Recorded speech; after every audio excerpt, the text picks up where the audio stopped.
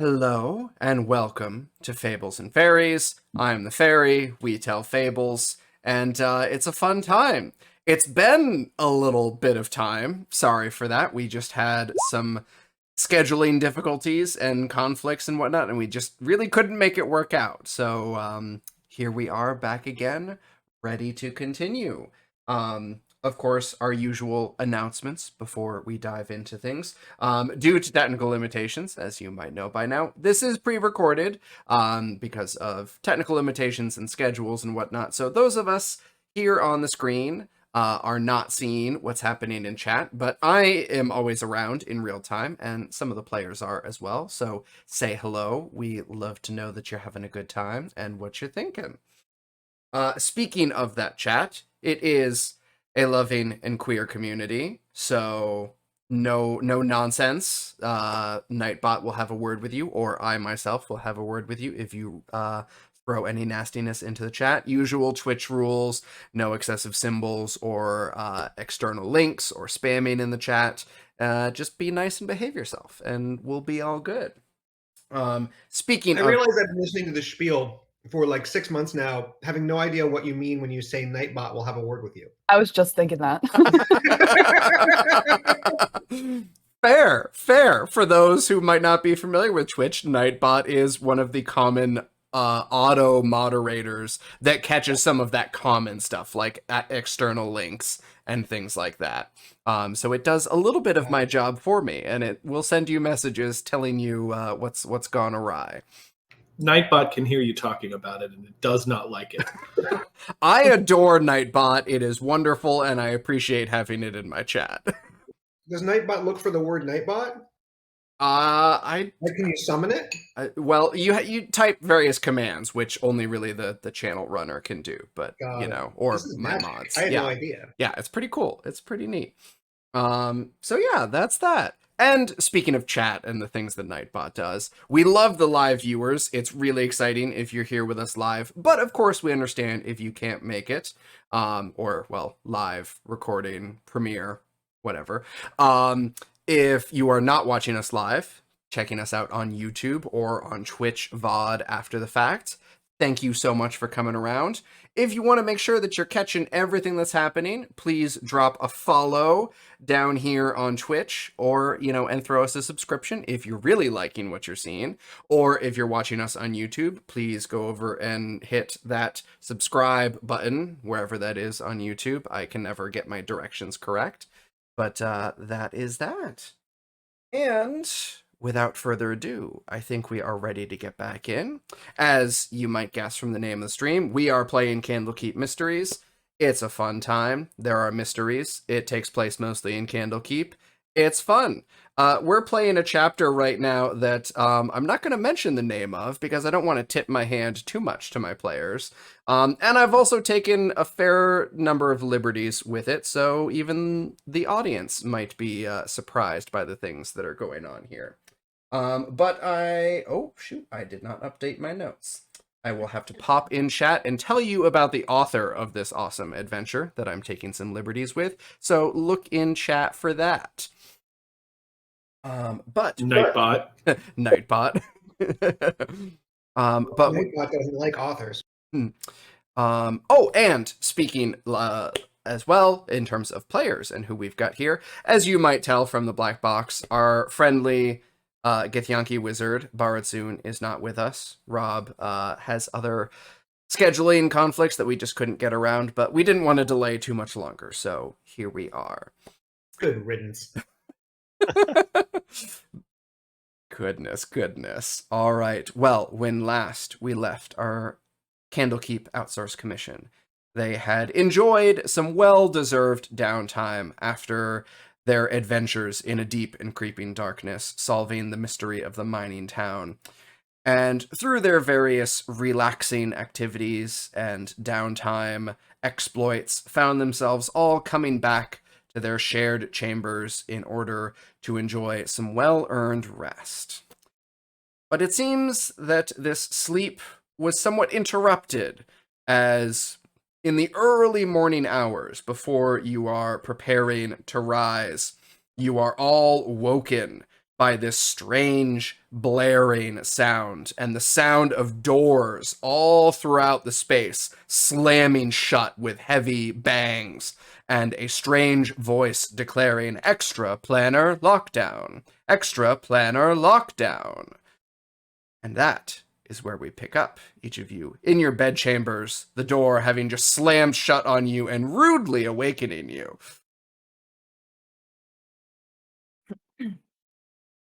How thick are these walls? They're stone walls of, Mm. like probably about a foot thick. So probably can't really talk to them easily. I guess I'll try my door. All right.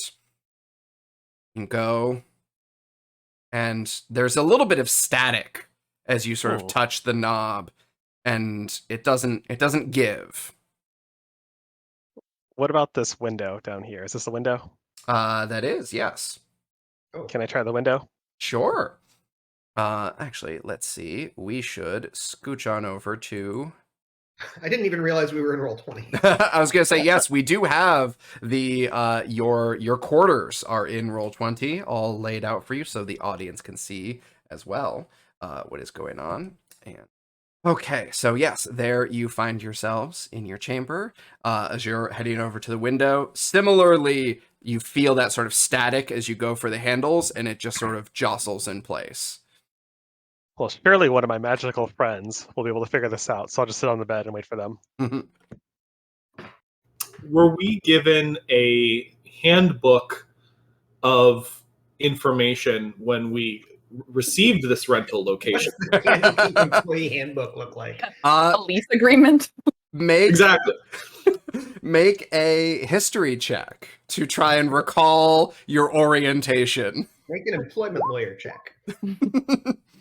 Okay. 14. Okay. You vaguely remember Bookworm in your orientation talking about various ways in which Candlekeep is able to magically, auto-magically protect itself.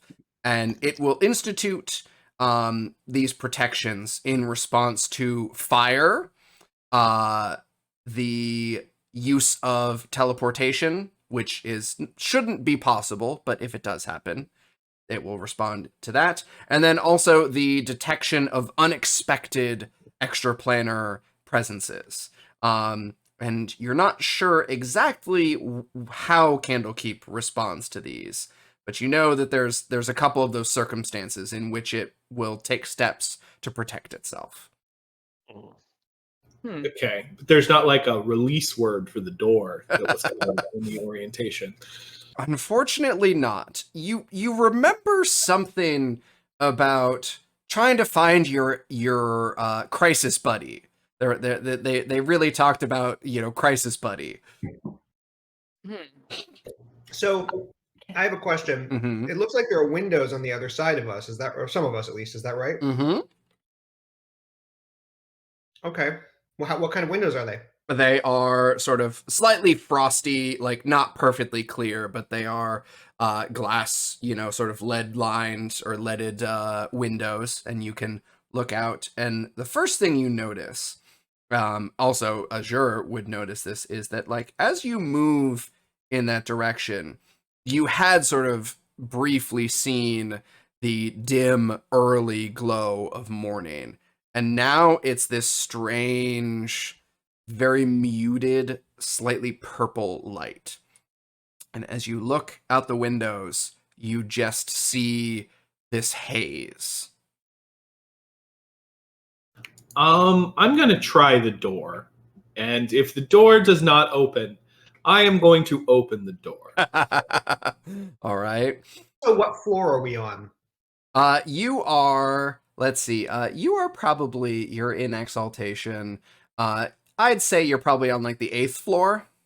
Do you know, obviously we're on different sides of the building. Do any of us like overlook a courtyard, or do we like overlook the sea, or like what do we see out the window? Yes, I would say that northern side of the room there looks out towards the sea, and the bottom of the map looks out towards, the courtyards of Candlekeep. Oh, I would also say, like, do we have some sort of like, I don't know, identification, like name or system? Like, we're obviously agents of this building. Mm-hmm. Does the building's protections, is there any indication that they would respond to us differently than like a visiting scholar or like Yep. That is, Do you have like a key card? you do not have any specific item, but you could potentially expect that Candlekeep's magic might understand you differently than, say, a visitor. Okay, so then I will try the door, and assuming that it doesn't work, I'll say something like, "Open. Zokar needs to respond to this threat," or something like that.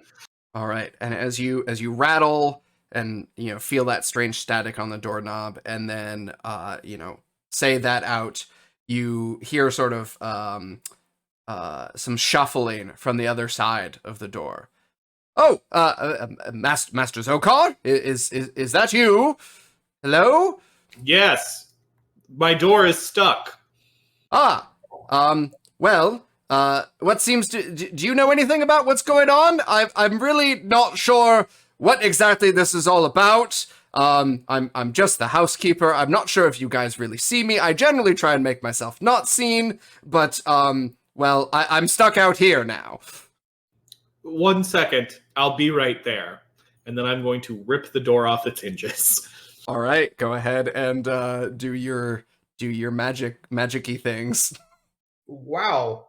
I'm going to activate several reservoirs of power within this thing. Mm-hmm. I'm gonna click on that. Oh, I clicked it twice. Yeah, no worries.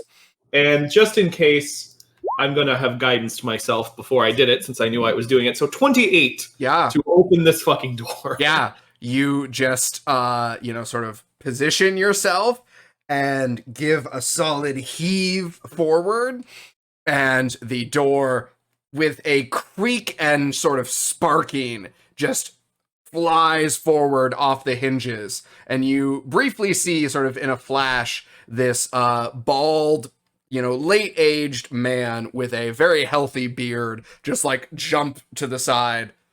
Oh, that was really impressive. Wow, I'm glad I haven't pissed you folks off yet. Oh, well, my shiny-headed friend, I have stored capacitive energy in this armor and augmented it with Sorcerous Lightning. Nothing can stand in my way. Now, do you have any other way of opening these doors, or you feel you're trapped in here? Let us free my compatriots. Yes, I suspect that that could. Yes, let's do something about that. Yeah. I'm Mr. Denby, by the way. Like I said, I usually try and stay out of the way and make sure your breakfast is on the table and things are tidied up, and then all of this nonsense happened. Have I ever seen this person before? Make a history check.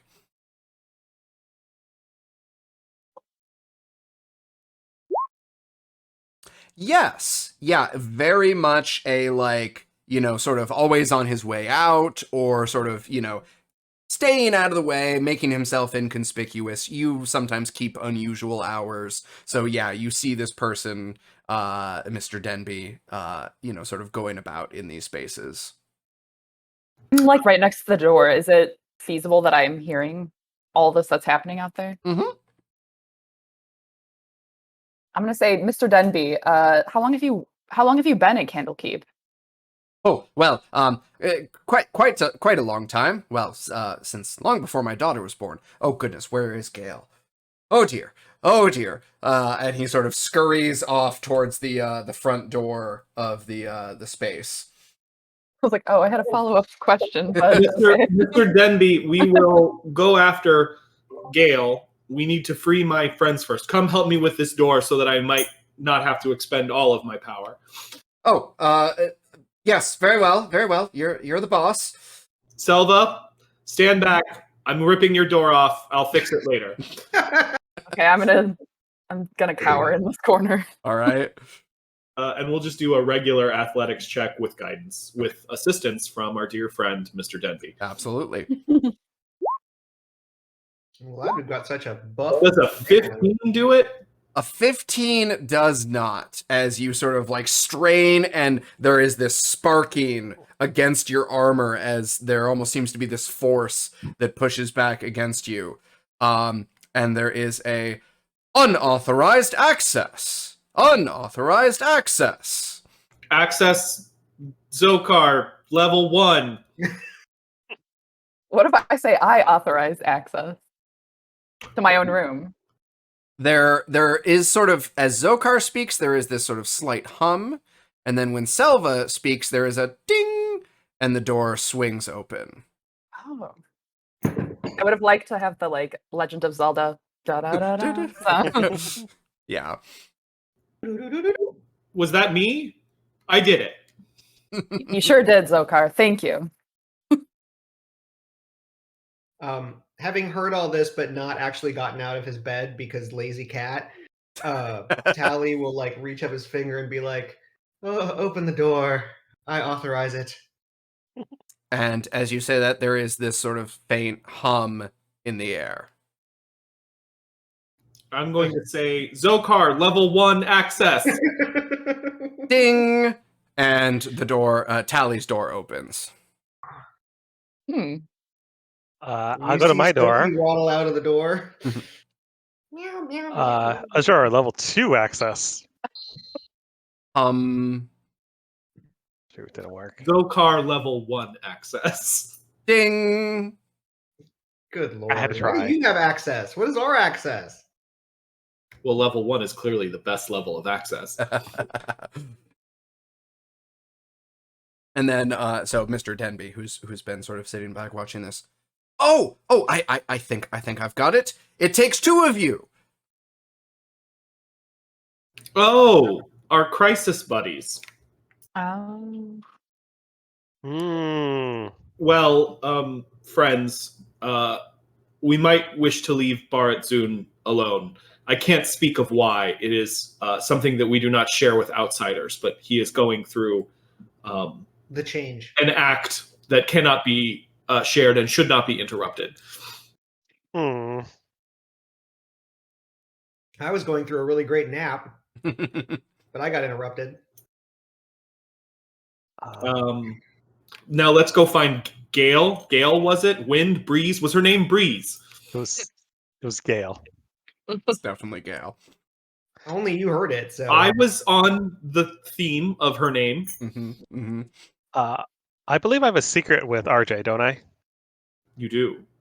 I will lean in and be like, "Is this your thing?" What was... I thought the secret that you had was a different thing. Was it? I thought we had a thing. Hang on. I'd have to go back and look. It's been a while. It's been a while. It's been a while. Hang on. Let's see. We're gonna get banned in Twitch because of that. I mean, it's not original to them. They're parodying it from something else. It's been a period of time. I thought we had a secret. Maybe we didn't. We do. My secret has not come up yet, and I maybe haven't done the best job of RPing it, so that might be on me. So yes, I believe Oh. that I recall that. Yeah. should we like grab our stuff, people? Like, I don't know how well geared up you are, but I'm asleep. I don't wear my armor to bed, unlike you, apparently. Oh, Zokar puts on his armor with just an action, like he's Iron Man. Oh, I Okay. need a minute.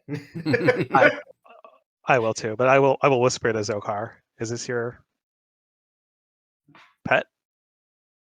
Oh, no. No. Interesting. Okay. Then I'll go get dressed as well, I guess. All right. Good. And as you all are sort of robing up, you hear this voice from outside. Papa, I don't understand what's going on. I'm stuck in the hallway. I can't get back in to get the tea. Oh, Gale. Level 1, Mr. Denby. You say it too, Gale. Gale, level 1. And your outer door opens, and this small girl with very neatly braided hair, looks to be maybe about 10, comes sort of like tottering in and dragging a teddy bear behind her. Oh, It's adorable. I love her so much already. Miss Gale. Oh, yeah, that's me.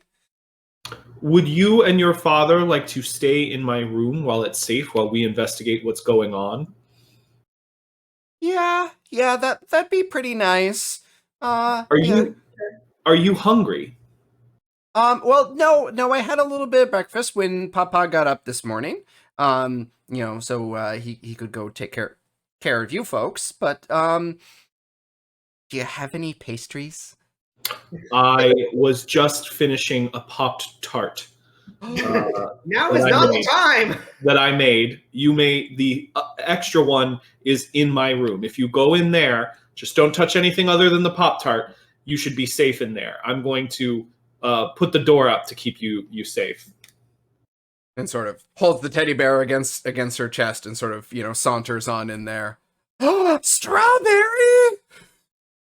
Well, it's not strawberry, but yes, it might taste like strawberry. But yes. Then I'm going to pick up the door and more or less like kind of spot weld it in a few points. Just hold it there. We're going to lock you in until we until we are sure everything is safe. You have a strange way of dealing with your kittens. I don't understand this. Like, I don't think there's a First you bathroom. overindulge them, and then you lock them in rooms. Yeah, Mr. Denby's like, are we sure that's a good idea? You heard the alarm. All of these other doors can be bypassed by any two people. There are any number of extraplanar entities that could take your mind. Me welding this door protects your daughter far more than a simple two-factor authentication bypass system. You want to get in there with her? I'm looking very skeptical. No, I suppose I'll try and help you figure out what's going on. I reckon. All right, Gail. We're going to lock you in. You'll be safe. Enjoy the popped tart. Thank you, Mr. Zokar. And I'm just going to kind of like mend the door to Okay. be in place. Sure. Reasonable. Oh my god. All right. We've successfully locked a child in a room, so... Well, it's got a room with a whole bunch I of hold pointy... Sophie. I'm like, you're not locking my baby in any rooms. It's a room with a whole bunch of pointy metalworking implements too. Yeah, Fantastic. I locked her in an armory. An armory crossed with a laboratory. Yeah, Gail's gonna be fine. She's going to be both dead and something else by the time Listen, we get back. The worst thing she does is invent something cool, in which case I'll steal it and take credit. Yeah. All right, well, I guess let's peek out this external door. Mr. Denby, have you seen anyone else around? No, just me in here. But there's usually a couple of folks about. I know Robinson usually goes on his rounds about now. Teles is just upstairs. So that's all I'm aware of. Let us try Tellus first. Right.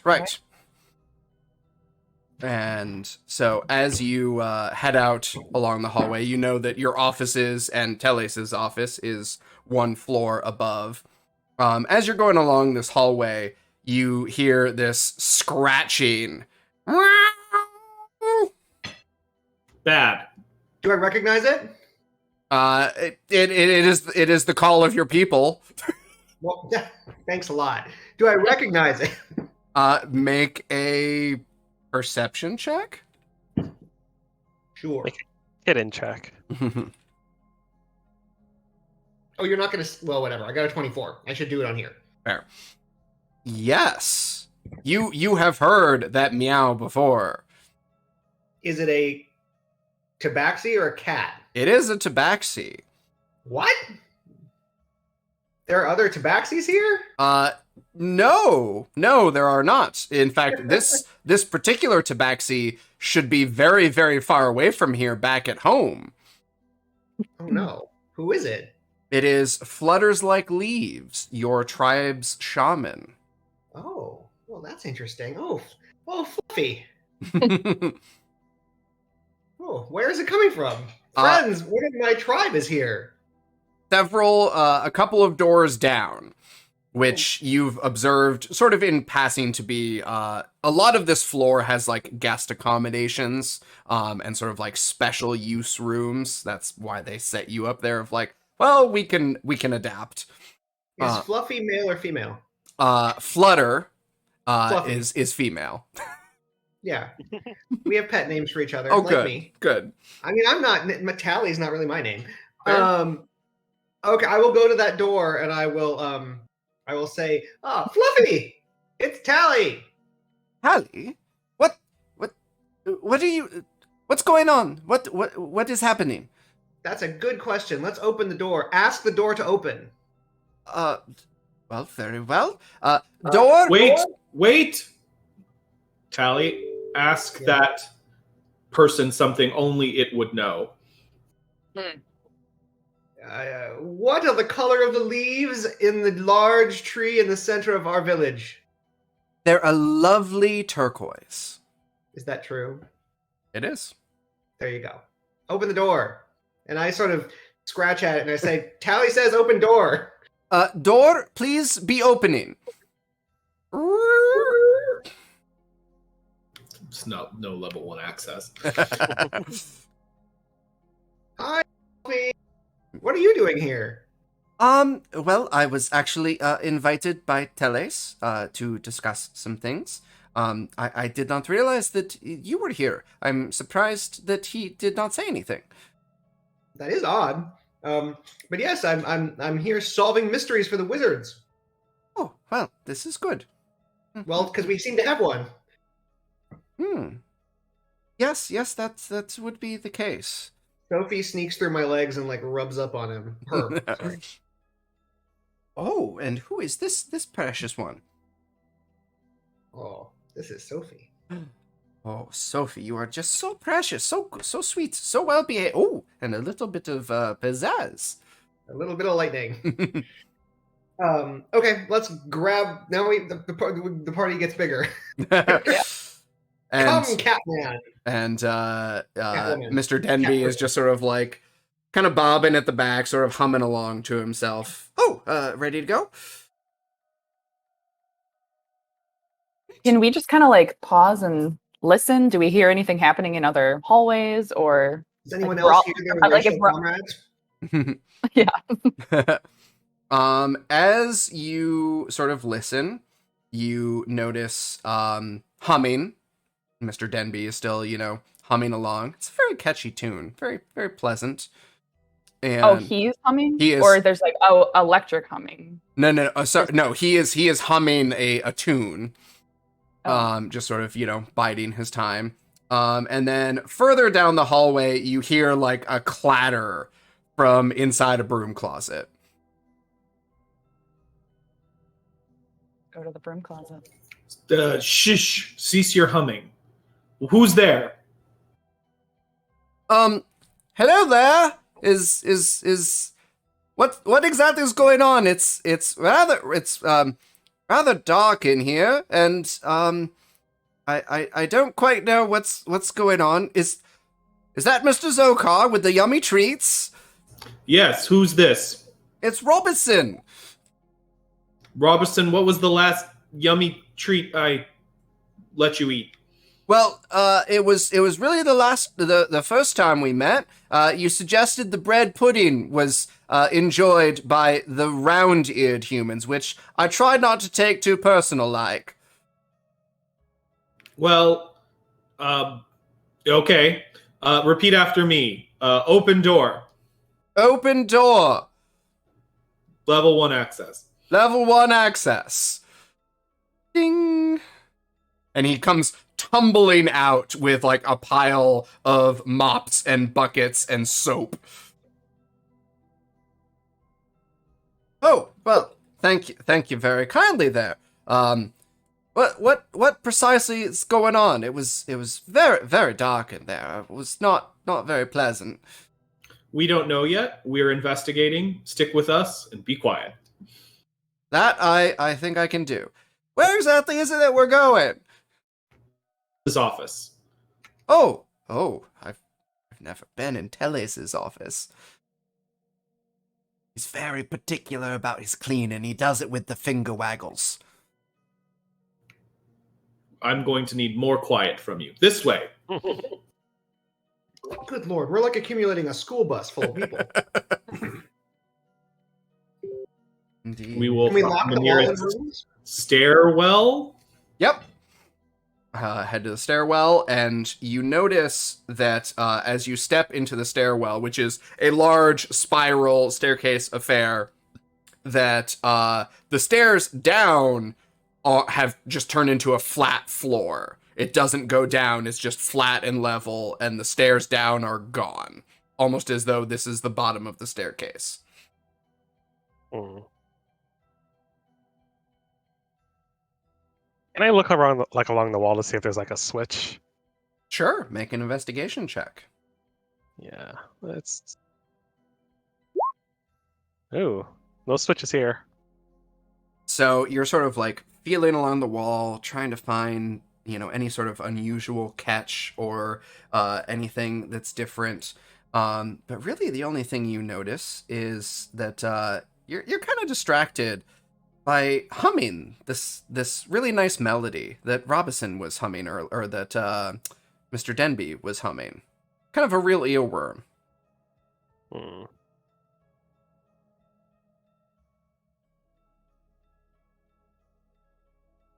Hmm.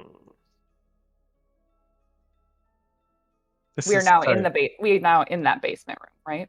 No, so you're on the same story as you. Okay. It's just like the stairs don't go down anymore. There Gotcha. are stairs up, and you know that on the 9th floor above you is your offices and Teles's office. But when we look out the window, we're still on the 8th floor. When you look out the window, there is a sort of distant purple haze. Well, I know, but we look down. I mean, you can tell if you're in the air versus on the ground. Say, Open the Selva, window. follow my lead. Access 7th floor. Zokar, level 1 access. Who else is going to do that? Access 7th floor, level 1 access. Selva. Maybe Tally, you try too. Maybe level 1 access isn't enough. Maybe we need 3 people to try it. I go over to the stairs and I paw at them like before, and I says, "Tally says make stairs." No stairs. You're not the first building I've taken apart building.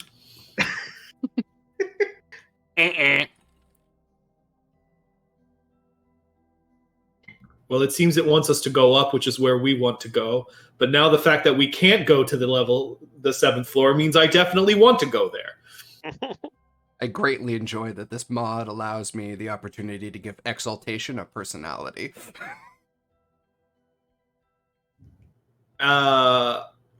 Follow me. And with that, I will draw ye old greatsword and head up the stairs. All right. Wind up the spiral staircase as you are familiar.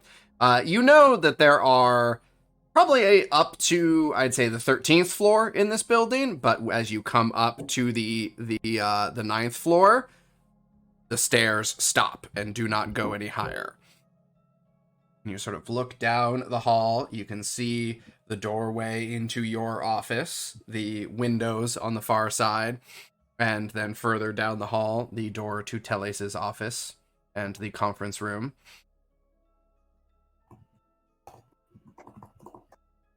Is Azure still singing a song? Mm-hmm. What are you singing there, Azure? Hmm? Why are you singing? Singing what?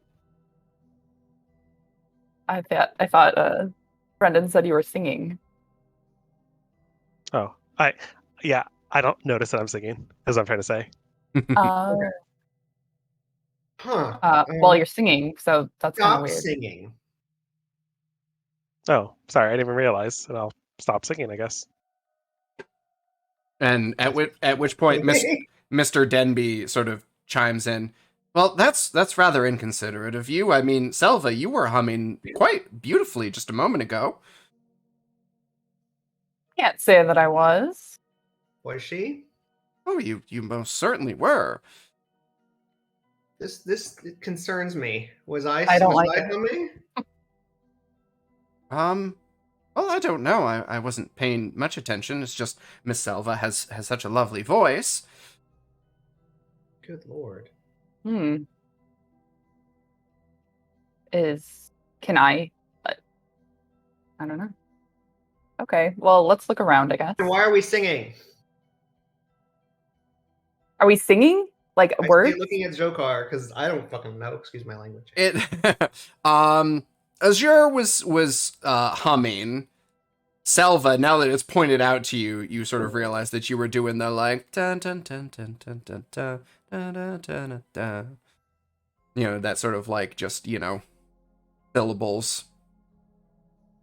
Everyone should focus on what they're doing. There's an extraplanar invasion. This building is in lockdown.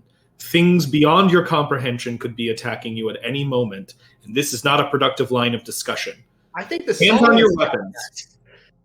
Is Zokar humming? Yeah, he was until he said that. No, I don't think that's accurate.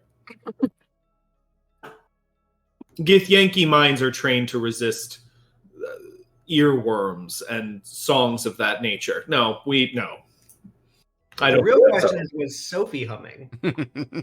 Meow meow meow meow meow. Meow meow meow No! meow meow meow meow Stop meow that. meow meow meow meow. Mm-mm. Tell us. I Oh, will. Why are we humming? gosh darn the ever seen. Hello? Tell us we're coming. Which room are you in? In my office. And nothing is working. How many doors between the conference room and your office? Oh, just off the hall. There are 3 actually, we should switch over to that, because Ooh. that is we still have that. There we go. That's a little. Okay. Right. I will repeat my unnecessarily formal level 1 access to open this door. And indicate that someone should help me. So yes, actually, sorry, I should Access. grab everyone. Find yourselves technically out in the hallway. Oh, well, then we'll go to his. Right. Yeah. And they'll bear it soon. Right. Yep. I'm not saying that he's shedding his skin like a snake, but you didn't hear it from me. He's not shedding his skin like a snake. Mm. All right. And so as you head over, Tele says in his best authoritative voice, Tele Savoste, commanding my office door to open. And Zokar using level 1 access to actually open it. Ding. And the door swings open. And there is Teles in what looks to be like a nightgown, basically. Still very, very formal in his, flattering sort of purple colors, his sort of salt and pepper dreadlocks neatly pulled back, looking far too well put together for someone who just got out of bed, but still dressed like it. Did you not have level 1 access? Well, I suspect, I know, as a matter of fact, that we are in some form of lockdown. It is just a matter of ascertaining the precise reason. I was attempting to get out, but it seems that we are in a crisis buddy situation, so all doors require 2 individuals to cooperate to open them, which leads me to believe that we might have an excursion, an intrusion situation. Hmm. Are there weapons or gear that you don't have in your office that you would need? No, I have my orb, but we don't have too much else at our disposal. I'm not sure if you have encountered this yet, but you will find that the most we can muster, those of our talents and persuasion, can only muster our cantrips in this sort of circumstance. Oh, that Well, sucks. luckily, some of us don't need magic. How fortunate for you.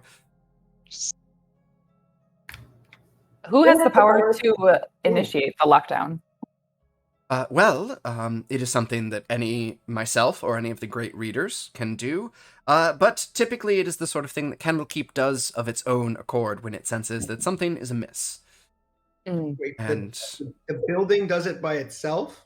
oh, precisely, it's had many centuries in order to build up its defenses and learn from various experiences and incursions, and many high readers. We seem to be locked between this floor and the one below. Stairway access has been revoked beyond floors 8 and 9. Is there anything on these floors that we're not aware of that needs immediate protection or securing? Well, there is quite a lot in my office. Come in, and leads you in, and you see his very generously appointed office with, this ancient sort of suit of armor with all these sort of runes all over it, positioned in one corner, a sort of marble bust on a pedestal in the other, or I should not, sitting on one of the shelves. In the other corner, you see this large stone sarcophagus that has these ornate sigils and religious iconography all over it. There are various shelves and things full of books in different languages and little keepsakes and scrolls all over them, and it looks like a museum crammed into one room, just every available space filled up. I have quite a lot of collections in here, but I have checked everything very rigorously and extensively. Everything in here has been in my office for the better part of at least 5 years. It's been quite a while since I was out in the field. It becomes easy for one to get acclimated to an office where you have a little more control over your surroundings and you don't have to be dealing with unexpected intrusions and strange curses and diseases and things like that, but you are typically finding in a tomb.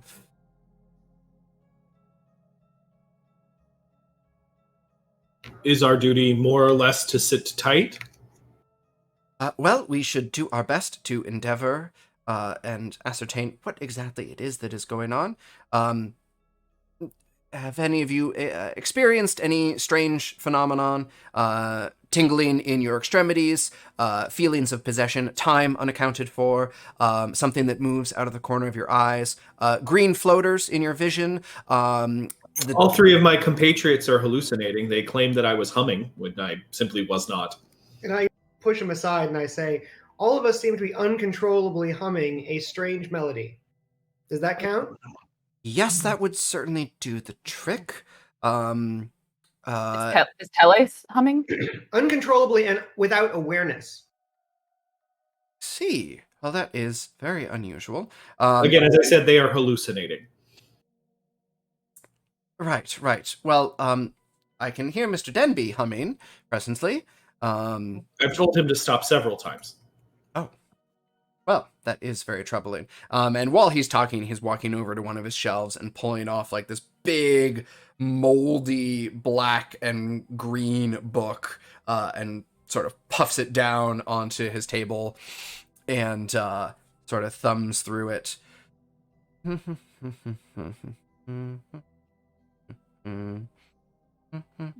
not you two. Beg your pardon? You're humming now. Humming. Oh dear. Okay. Well, that is unsettling. Yes, I suppose that I was. Well, all right. Must keep a mind on that. Very well. Takes a little bit of here we go. It could be, well, have any of you experienced a strong taste of blueberries recently? Well, my popped tart tasted very strange this morning. Uh-huh. All right, so we'll put a pin in singing sickness. Let's see. Any tingle, Miss Selva, any tingling in your left toe, your left big toe? Right big toe, yeah. Not left. Oh, very curious. We should have some discussions after the current crisis is resolved. Well, that then rules out possession. That rules out possession. Let's Left toe demon. indeed. Yep. Let's see. Uncontrollable fits of laughter. No. Oh goodness. Okay. Well, you had me concerned there. There is a particular demon from the 475th layer that could have been responsible for that. That would be quite a catastrophe there. Let's see. Steve's not so bad. Oh, you're familiar. Oh yeah. Oh. Shall have to I'm discuss over that. for the day. Let's see. Zokar, if you could come and if I could examine your vision. It's perfect. Uh-huh. Any blue floaters? Are there any blue floaters? There are not. No. All right. Well, it's typically a little bit easier to diagnose singing sickness in your kind, so that should rather effectively rule that out. If Yankee mental training prevents us from succumbing to mimetic psychic diseases. Well, with that ruled out, I haven't the foggiest.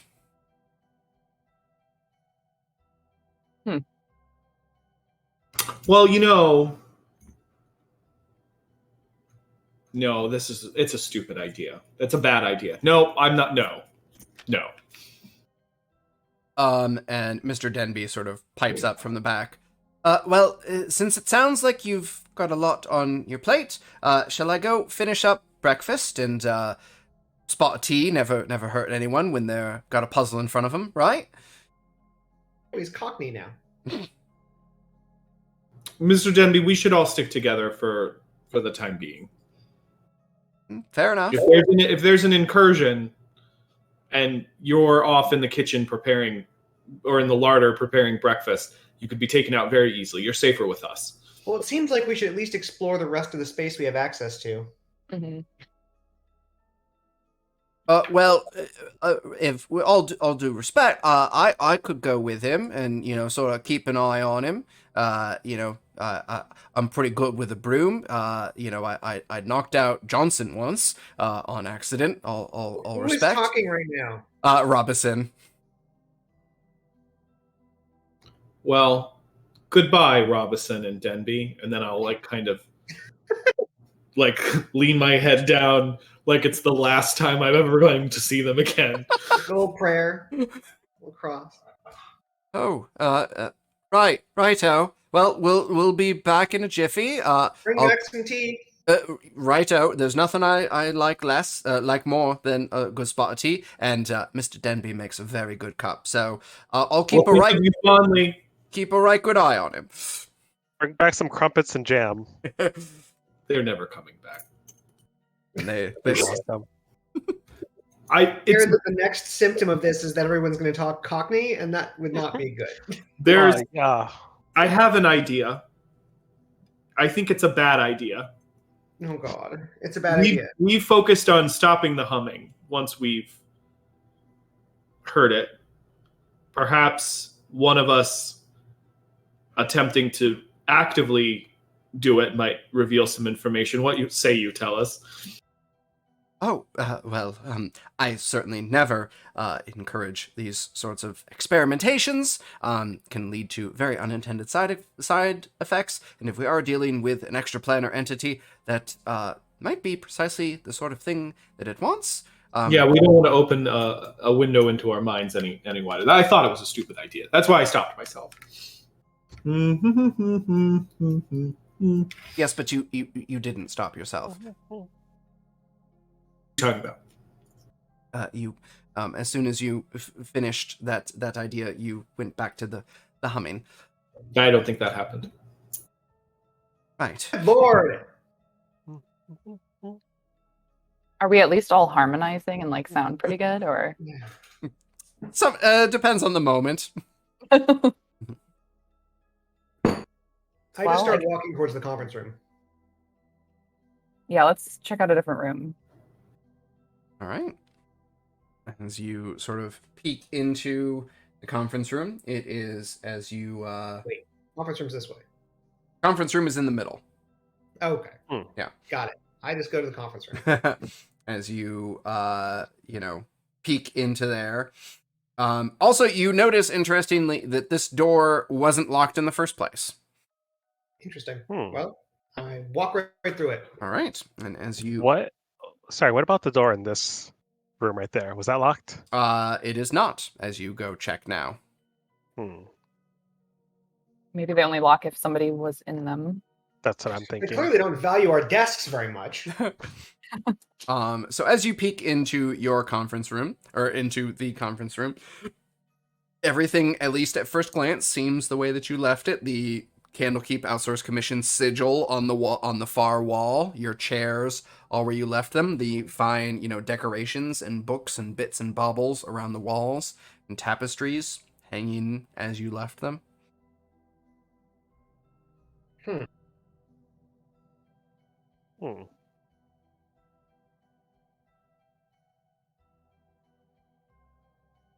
Out of nowhere, I'm just going to shout into the ether, "Reveal yourself!"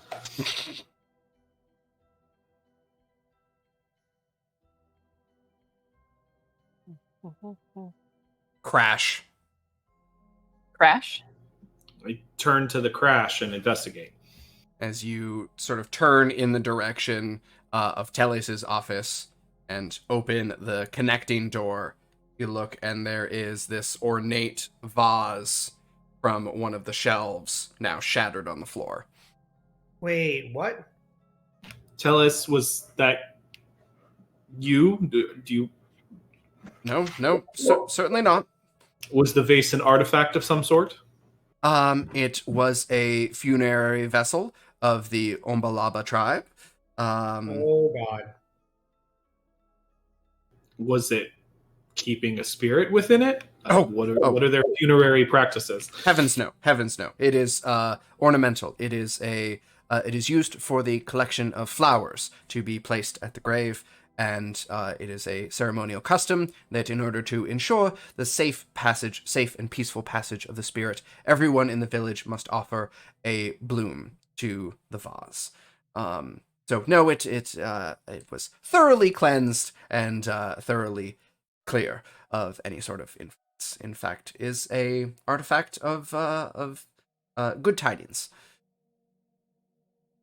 Hmm.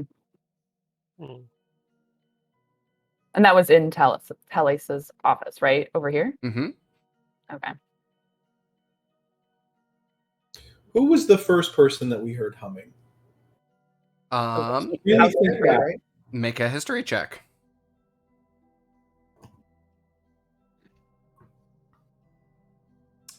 Seems to be Mr. Denby.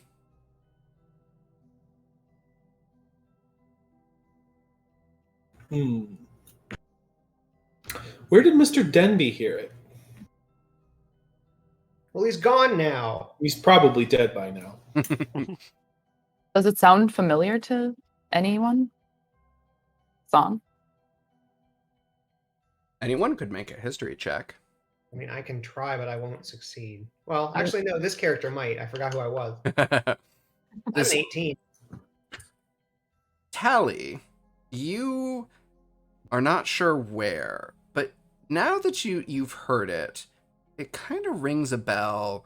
As last night Sophie woke you up, at a random hour, as she is prone to do, and you faintly heard it sort of like through your door. So this might be this is clearly part of whatever is going on here. I will tell everybody that. Was somebody singing it, or did you hear it getting like played by an instrument? I don't know. Did I hear it singing or being played by an instrument? It was humming. Humming?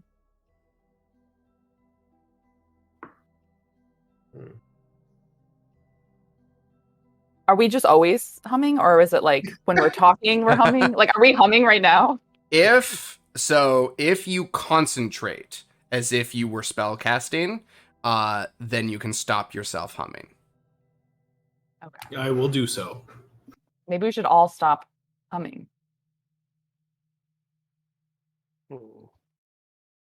Sure. I grit my teeth and stop. All right.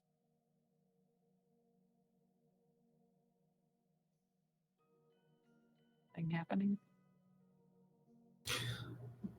Tell us, the Candlekeep is warded mostly from extraplanar attack significantly. The Gith have tried many times to assail it and never been able to.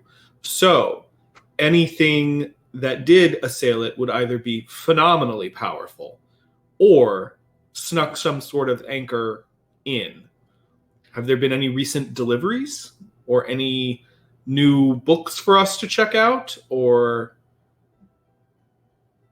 Nothing recent.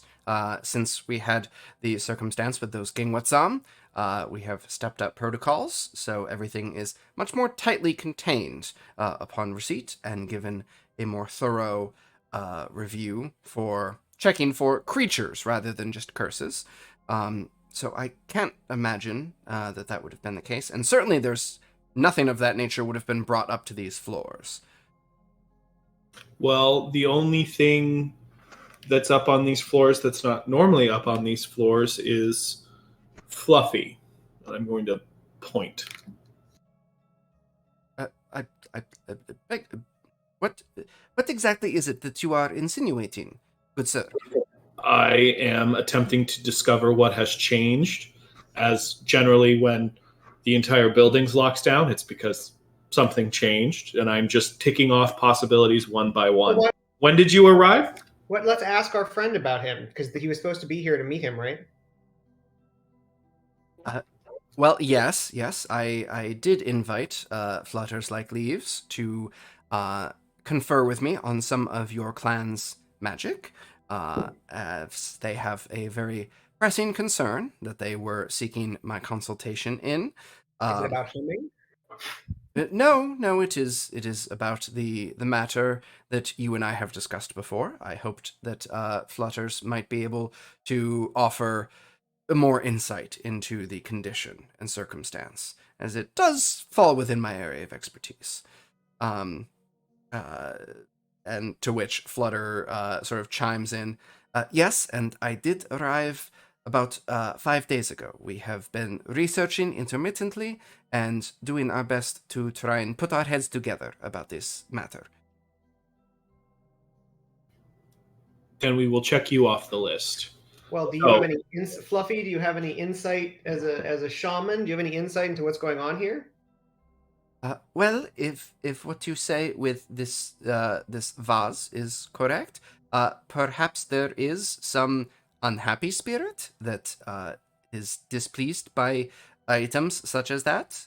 That might be my supposition, but our tribe does not treat our dead in the same way. So perhaps is how you say apples and oranges. True.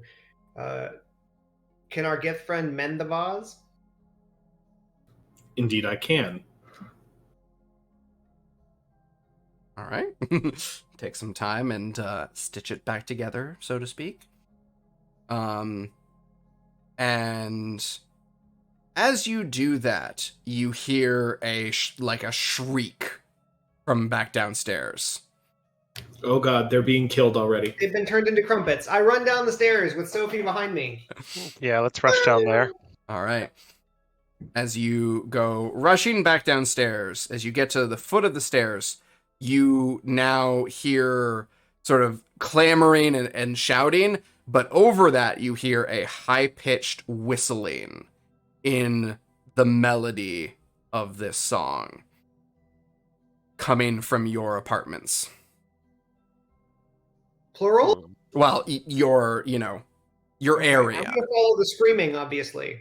All right. Yeah. Your collegiate pod. Sophie, What have you done? Mhm. Did you do it? Oh, Sophie. Goodness. Run after the screaming, Sophie. Run. Run. Attack the bad guys. Go. Go attack the bad guys. Yeah. Probably Bart soon screaming. Oh no, he's definitely also dead. I wrote Everyone, them off real fast. everyone died. So as you sort of run into your collective apartments, as it were, you hear this clamoring of Robinson, like shouting, "What are you doing? No, and this whistling coming from your kitchen.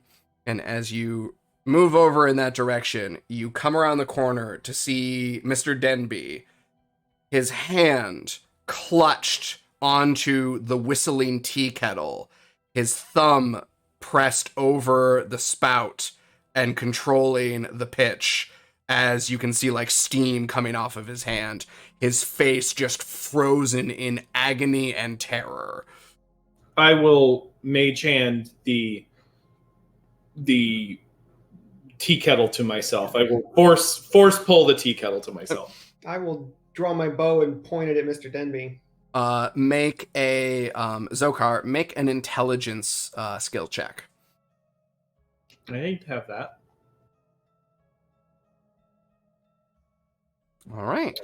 It takes you a little bit of tugging, as there is just this iron grip on this tea kettle, but eventually it comes flying out of his hands as his hand opens, and you can see the blisters and burns all over his palm as he just like collapses onto the floor and breaks into tears and wails of pain. What happened, Robinson? I don't rightly know. We were getting breakfast ready.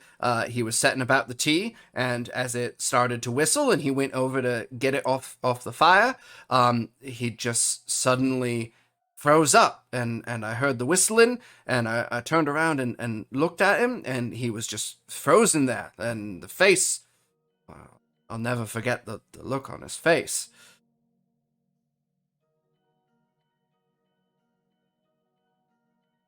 How are you feeling, Mr. Denby? Are you okay? And he's just like gasping in pain, and like clutching his arm or his hand against his chest. I've and just, is not really like able to speak. He's just kind of gasping. Okay, really quick, I do have the ring of mind shielding. Mm-hmm. It's supposed to block telepathic communication. Mm-hmm. Don't know if that would do anything. Mm-hmm. Nothing has changed. Okay. Forgot I had that. Mm-hmm.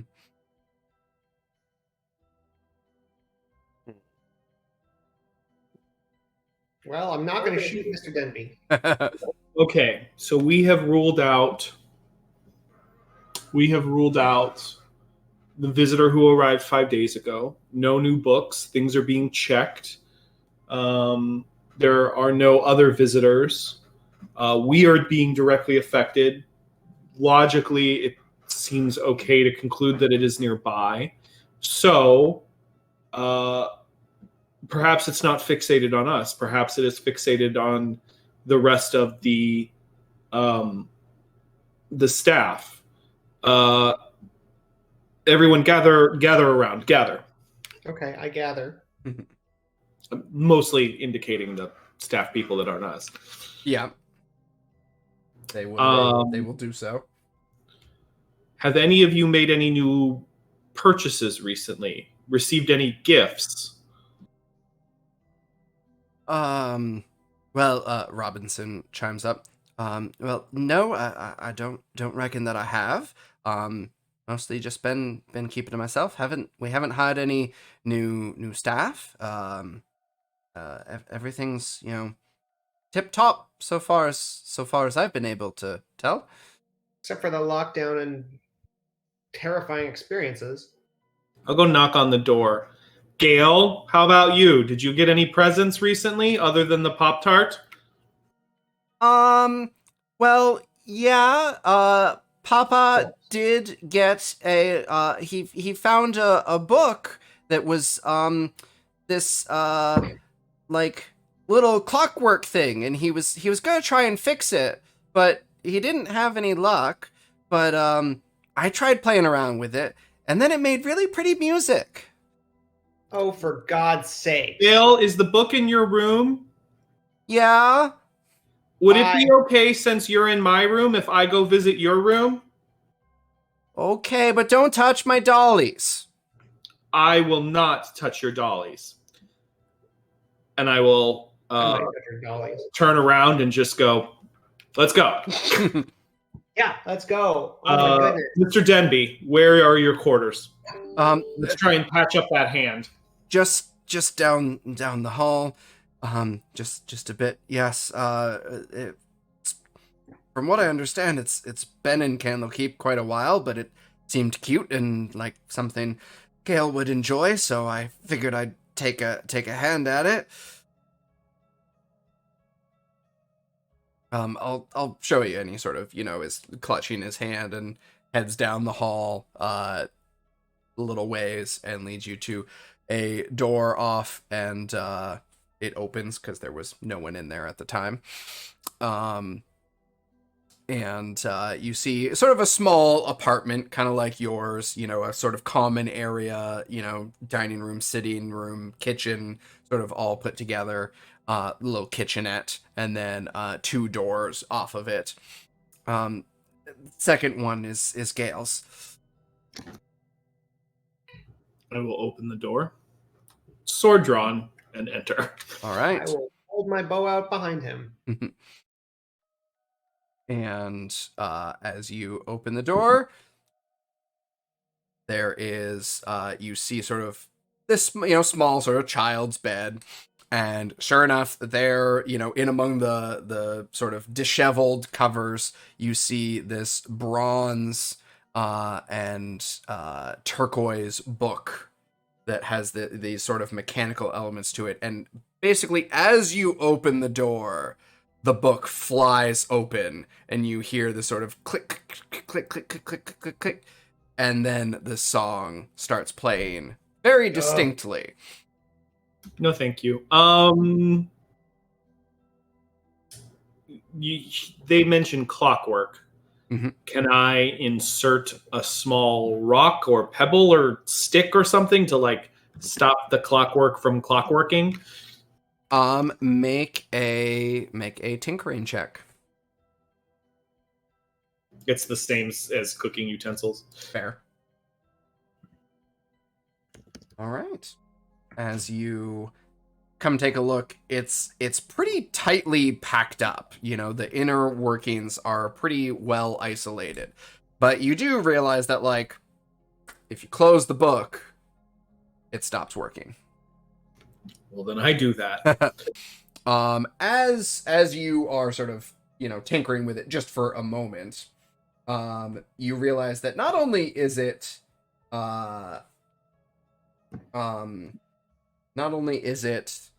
playing the music, but there are actually lyrics. Oh boy. So you catch what seems to be at least the chorus before you slam it shut.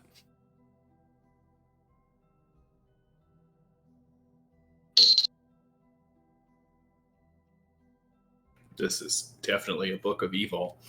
Yeah. How do we get rid of it? There's the traditional way of getting rid of books, but it's a little fash.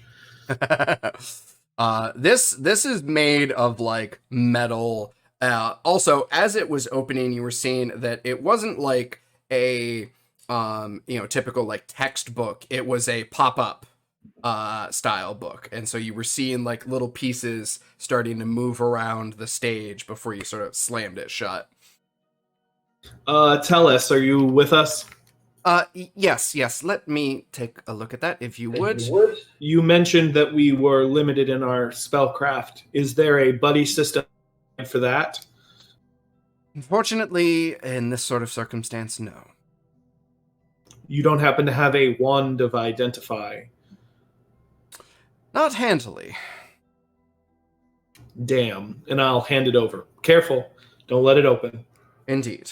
We'll take a look at this, and you look around the room, see if there's any other clues or strange circumstances, and I'll study this.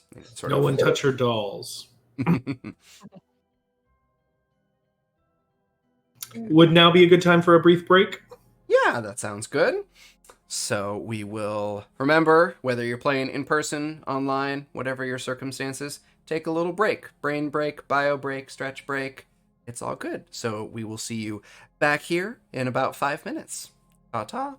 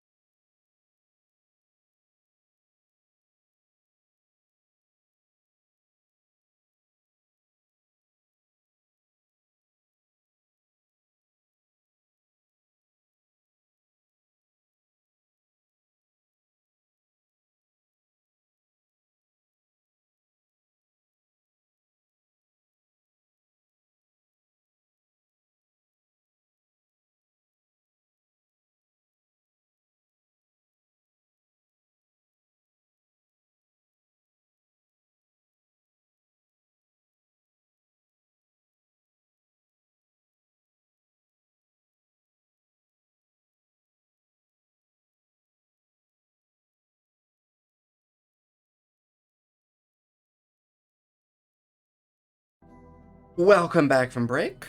Hope y'all had a nice, relaxing time. And here we are, ready to dive back in to your misadventures with this strange melody. And now having found the book that seems to be responsible. Although Teleus has stepped off in order to investigate. And you are looking around Gale's room, where the book was located. Someone should go off with Tellus just in case. I'll do it. All right. So you go up to Teleus's office, where he sort of sets it down and gets all, rifles through his desk and starts pulling out things to examine, magnifying glass, look at it up close from the outside, while everyone else is staying in Gale's room or moving on elsewhere. I mean, I'll investigate Gale's room for anything unusual, taking great care to avoid the dolls. Okay. Very good. Make an investigation check. Oof. So... Not all the dolls. Yeah. You are looking around and immediately find yourself focusing on these two dolls that you notice on a shelf, and one of them strangling another. Mm. I was gonna say not moving, just sort of positioned in that way. And Culturally, I find nothing wrong with this. yeah, This is definitely a serial killer. Yep. You definitely you sort of take a look at that, and oh well, that's interesting. If anything, my love for Gale grows. Exactly. The rest of you who are in the room notice that as Zokar investigates this and studies, he begins humming.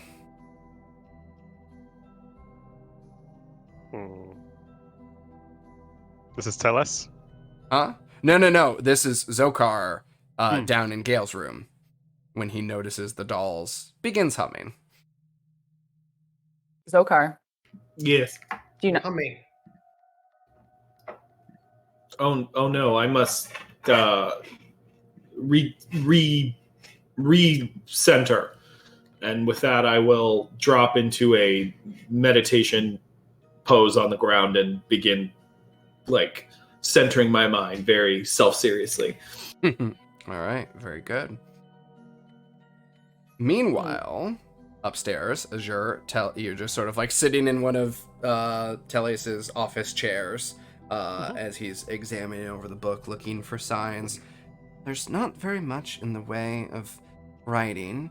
Little bit of handiwork marks, but I don't see any maker's mark per se.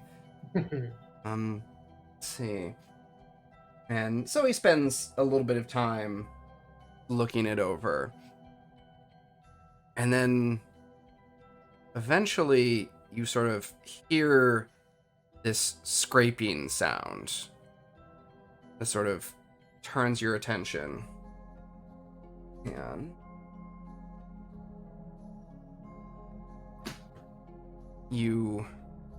as you're trying to figure out where it is coming from, you start to hear a voice.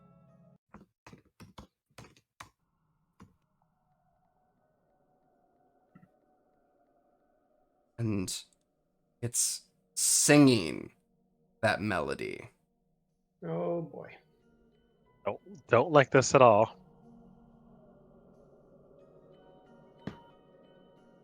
Psst, hey, Tellus. I'm whispering now. I'm waiting not for going to you to whisper, sing? actually. You don't have to sing. Do you hear that? There it is. And you look over, and this raspy voice is coming from inside the sarcophagus behind his desk. Let's get out of here. We're leaving right now. I will. Don't have to tell me twice. And he sort of clutches the book against his chest and scurries out of the room. I'll cover him. And as you like rush out of the room, the volume increases, almost like it's like singing after you. Nope. I will yell to my compatriots. Problem up here. Get up here, quick. I sprint up. I disentangle myself from my meditation and follow, sword in hand. All right. Well, make your way back upstairs and hear this voice now sort of echoing inside the stone, sort of echoing down the halls, singing these lyrics. Says something different than it reads. Oh, well, because there's more. I can't quite understand it. I heard the word bottle, I think. I don't know. Are the lyrics important for us to understand? And if so, can you I'm say getting them? there. I'm getting there. Okay, just making sure.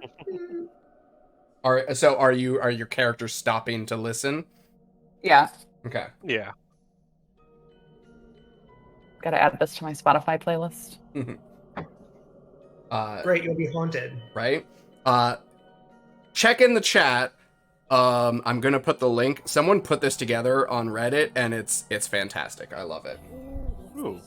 Wait, I'm looking at the chat and I'm not. No. I'm saying for the people, For the recording. Sorry, I'm dumb. Everyone should know by now that I'm dumb.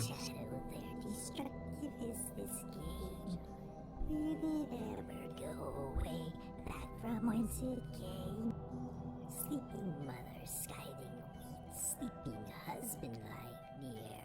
With one swing she took his feet, another took his ear. Okay. Tellus, put the book on the ground. He puts it down, and immediately it flips open, and immediately sort of harmonizes with that voice as the like gears click, and it sort of rushes ahead to get to the same point in the song, and you see. Fire an arrow directly into its mechanism. When he puts it on the ground, I then swing my greatsword at it and cleave it in twain. Oh, Hey, you beat me to it. all I am right. glad we were all thinking the same thing because I was going to shoot it. All right. Very good. Very good. Make an attack roll. Okay, Zokar, as you swing down, there is this resounding clang as your sword almost like rebounds with some kickback, and there is like a shower of sparks of metal on metal.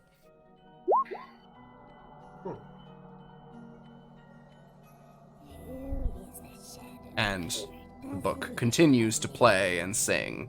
And we can't use any spells. Only cantrips. Can I grab it and do shocking grasp on it? Sure. I was going to shoot it, Okay, go Let's ahead. go ahead and shoot it first. and I'm going to I'll do my aiming. I'm going to fish for that crit.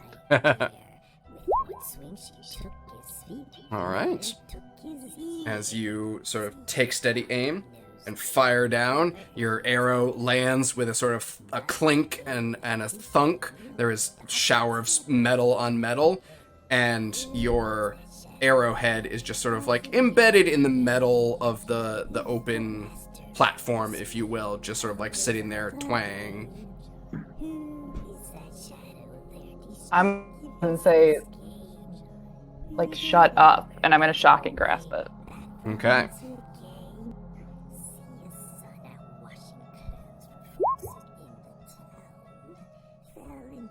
So you reach down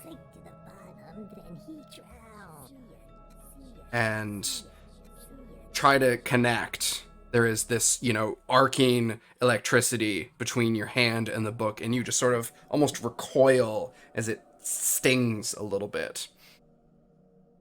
Enough. I'm going to pick up the book and I'm going to rip it in half across its clockwork spine. All right. I'm going to guidance myself before I do it, and I'm going to back up. expend a strength charge. Okay. 27. All right. there is the sort of your armor sort of powering its hydraulics and giving this heavy tug. And it's just like this tug of war in your hands as it doesn't seem to give. And you as you sort of like got it open in front of you, the lyrics are coming out, the song, you are definitely singing along as you do this. And you can see the little pop-up figurine sort of like dancing around the stage, depicting all of these scenes. Azure, however, because you are steady aiming and taking very careful note of this, you realize something as Zokar is sort of like waving it around and then holding it there, and you're hearing these lyrics. You realize that both from the sarcophagus, the voice sort of cuts off after that third voice, and the book at that same time sort of starts doing the record skipping, you know, and then sort of gets back to the beginning of the song. Point that out.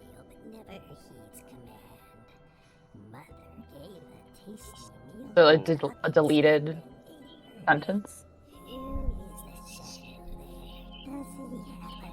This is so creepy. It's gonna be in my head for days. Yeah.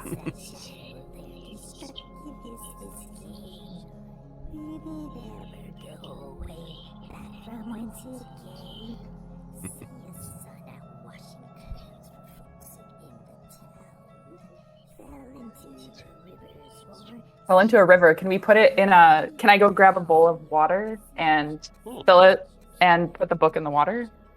Okay. I Yeah. bet there's probably a cauldron in the kitchen we could probably use.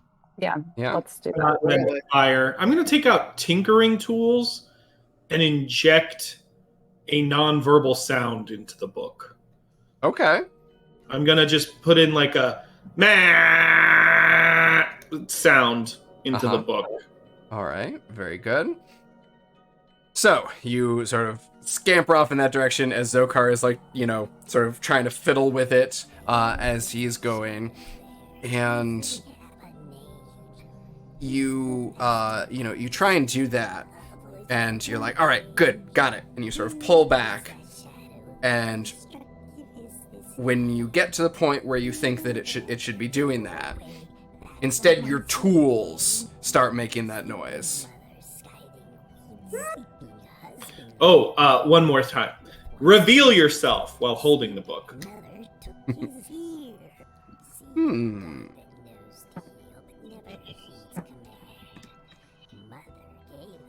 Just plunging the team headlong into danger every I second. mean, but we don't have any other options, do we? Selva and Zokar, I need you to make charisma saving throws.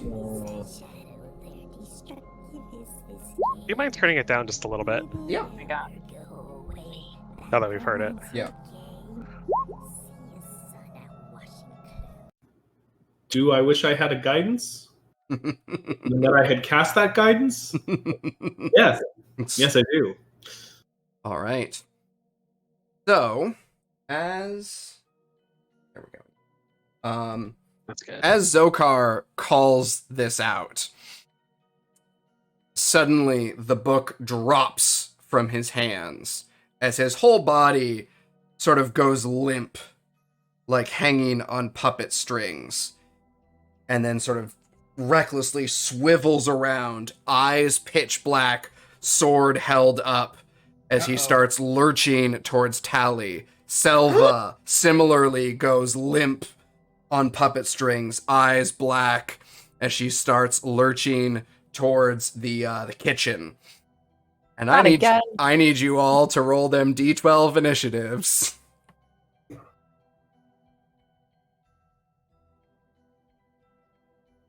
I like this. This is the second time I've been possessed puppet-likely. Yup. Well, I got a 10. Okay. That's good. That means I'll get to kill you first. Excuse me. Oh, that. Okay, so that's actually a 13. Sorry. No Not good worries. that I'm- No worries.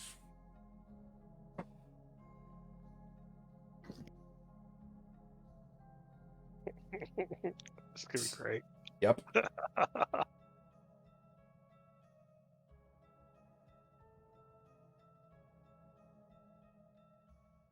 I think Selva should keep 12.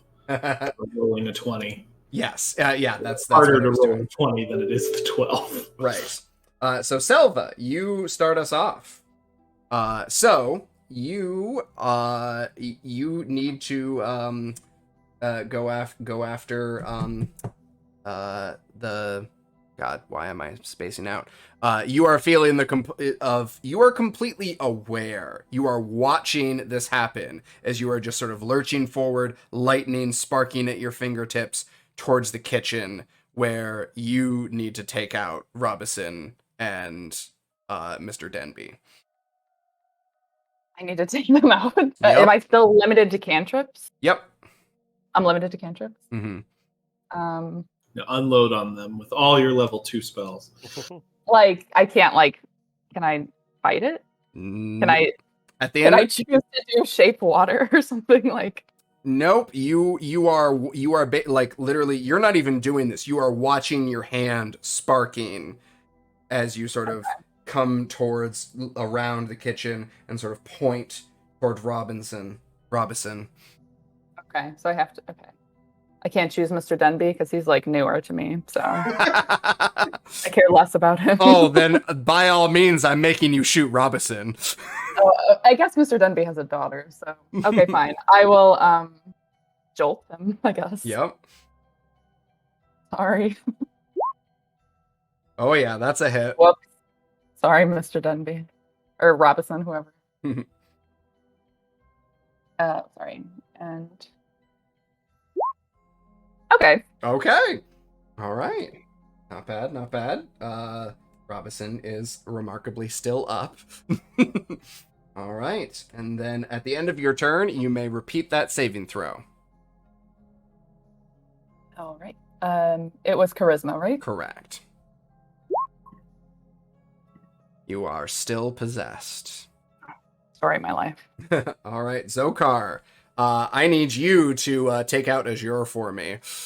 I thought I was going towards Tally. Or sorry, Tally. Yeah. Me? How far am I from Tally? You're within, like 10 feet. Yeah, I will cross the distance and greatsword attack. All right. Let's do it. Let's do the thing.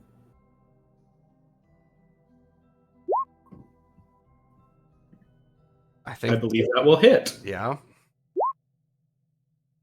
Oof. Please take 10 points of magical slashing damage. God.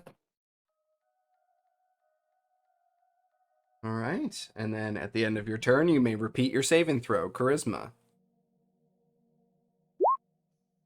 Oof. Oh, I picked him good, apparently. I will also point out that I believe I am our team's only source of healing. So if I'm in for a long situation, this could get real dicey real quick. Also, we can't dispel anything. All right. Azure, it is your turn. And Wow. you actually do sort of hear a sudden surge of that music, and then it suddenly gets muffled as you realize that this, your ring, has protected you against. Good job, Ring. Thought I had something. I think this will be funny. Tally, run, and I'm going to drop ball bearings on the floor. All right. And I'm going to tell everyone just to run away. So I want to do I think it's a 10-foot cube. We can't let them murder the civilians. Well, I'm going to tell them to run as well. But I think it'll be funny when they whoop, whoop, whoop, whoop, and just fall. The slapstick. I don't think this is actually going to work, but I think it's really funny. Oh God. All right. So I'll just move all of them, I guess. I'm just going to drop the whole bag on the floor. Sure. Love it. And then I'm going to do it right there. So it gets... Well, and Those two. so this is, I haven't been bothering to use the map because technically you guys are in Mr. Denby's apartment and, you know, the hallway outside of it, which I didn't depict on the map. So it's more theater of the mind right now. Okay. I just want to stop. I just want to drop it like by Zokar's and Selva's feet. So it's like they're probably close together now. Sure. All right. And then I'll like disengage and back up. Perfect. That brings us to Tally. And I do want to get out of line of sight of Selva probably if I can. Okay. Yeah. Readily done. Oh. I will.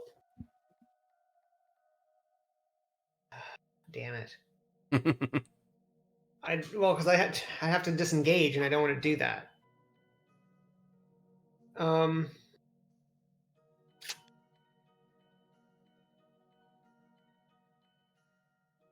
I will disengage from. I will full action disengage from Zokar. Back up towards Azure with my movement, Mm-hmm. and say, "Sophie, get him!" And send Sophie after Zokar. So Sophie will go right after me. Yep.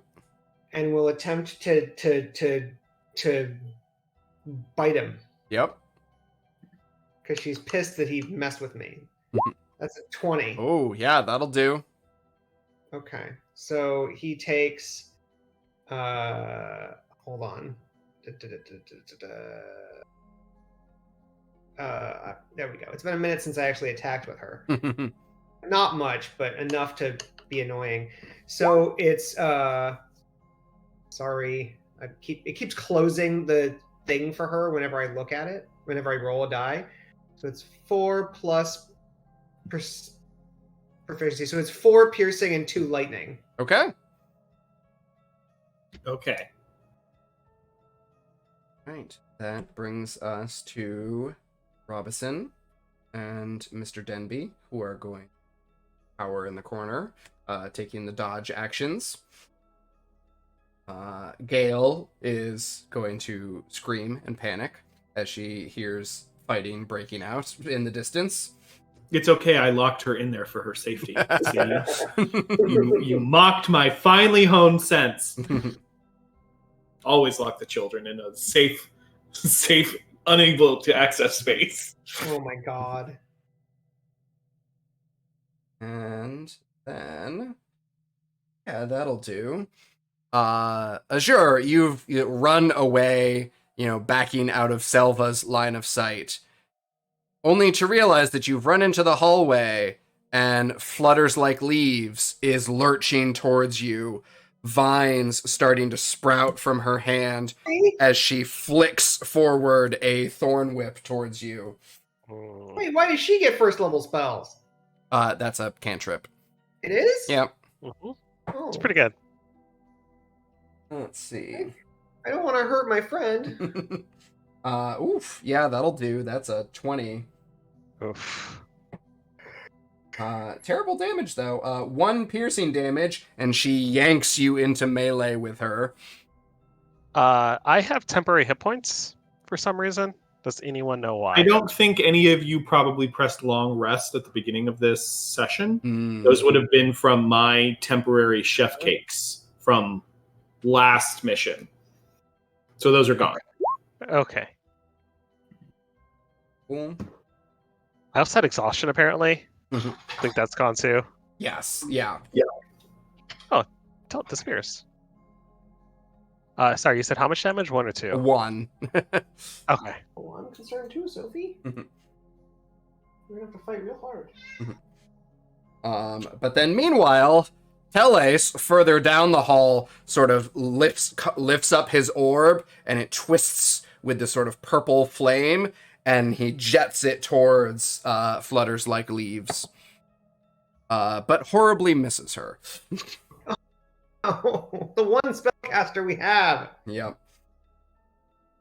All right, back up to Selva. I need you to continue trying to take out Robinson. He did dodge now. Okay. Am I able to think at all for myself? Like, can I Basically, I mean, you're gonna. Can I like insight check myself or something? Like try to gain some self-awareness back. No. You are completely self-aware. Like you visibly, Okay. you can watch this happening and have no control over it. You know, like when you had the whole thing with the ghost, that was a little like you sort of spaced out and weren't really aware. This you like literally you feel as though you are on strings. You are literally being like tugged and then pointed and twisted in the right ways. Okay. Can I? Am I singing still? Oh yeah. You are both you and Zokar and Flutters Like Leaves are all singing pretty much constantly. What else I could do? Kill Robinson. I guess I was gonna say Never- you have to try and kill Robinson. Okay. I wish I could just like use hold person, but it's Yeah, there's so many things we could do. and I can't just like be like, I'm gonna prestidigitation some fake sparks at you. Nope. You are being puppeted. All right, well let's just like spice it up, do a chill touch on him, I guess. All right. Yeah, Oops. that'll hit. Okay. All right. Terrible. Robinson drops. Oh gosh. Robinson's gonna go to HR on me. Confirm the kill. And there'll be no paperwork for you to fill out. All right, Zokar, your quarry has run away, but I think you want to do something about this mage that's on the field now. You want to do something about Teles. Oh, absolutely. So I've changed my lighting to red to reflect my new evil nature. Good. I am going to just bum rush Teles, not caring about what the people near me might do. Yep. So you will provoke opportunity from Azure, and I will need a dexterity save against Azure's ball bearings. Yeah, okay. Hold on. So provoke opportunity against by Azure. Oh, I thought it backed yeah, away. yeah. Sorry, Tally, Sophie. Sophie. Yes. And will fall prone along the way. So Sophie has advantage. Yay! Get him! Then I'll just use the remainder of my move to stand up. Mm-hmm. And move however much remaining distance I have towards Tel, and I will shoot him with one of my various laser lightning guns because I am an Iron Man. Perfect. Does 19 hit you? Yeah. Cool. Sophie hit you. I'm less concerned about that than killing this mage. You took 3 piercing and 2 lightning. Noted. Also, so Selva, at the end of your turn, I need that charisma save again to see if you're free. Good job. Oof. Although, actually, did I mess up here? I might have messed up here. Probably not. Okay, no, we're good. So with this, you do have advantage because it is a half-elf thing that you've got going on here. So with that, you do manage with a 24 to break yourself out at the end of your turn. Your limbs sort of go slack, and you feel control over your muscles again as your vision clears. All right, Zokar, go ahead and make that attack. Okay. Okay. I shoot the thing, which I believe is this one. Oof. All right. And I go wide as lightning pours from the gem on my chest at Teles. Indeed. All right, give me a charisma save. Yeah, okay. Oof. All right, Azure. I'm so sorry, Fluffy. Can I have him? I don't know if this is gonna work. Can I have him do a deception check against my insight? Oh, yeah, she. Oh, sorry. No worries. Oh, I'm pretty sure she fails. We'll see. Oh yeah, she Is fails. a 19. I'm gonna stab her. All right. I'm so sorry. He said with a smile. I Azure personally feels sad. Sean loves this. Woof. Yeah. All right. And I'm gonna do a non. If this takes her down, I want to. Yeah. She seems much more hardy, though. She's not in danger yet. Okay. I would hope not. All right. That brings us to Tally.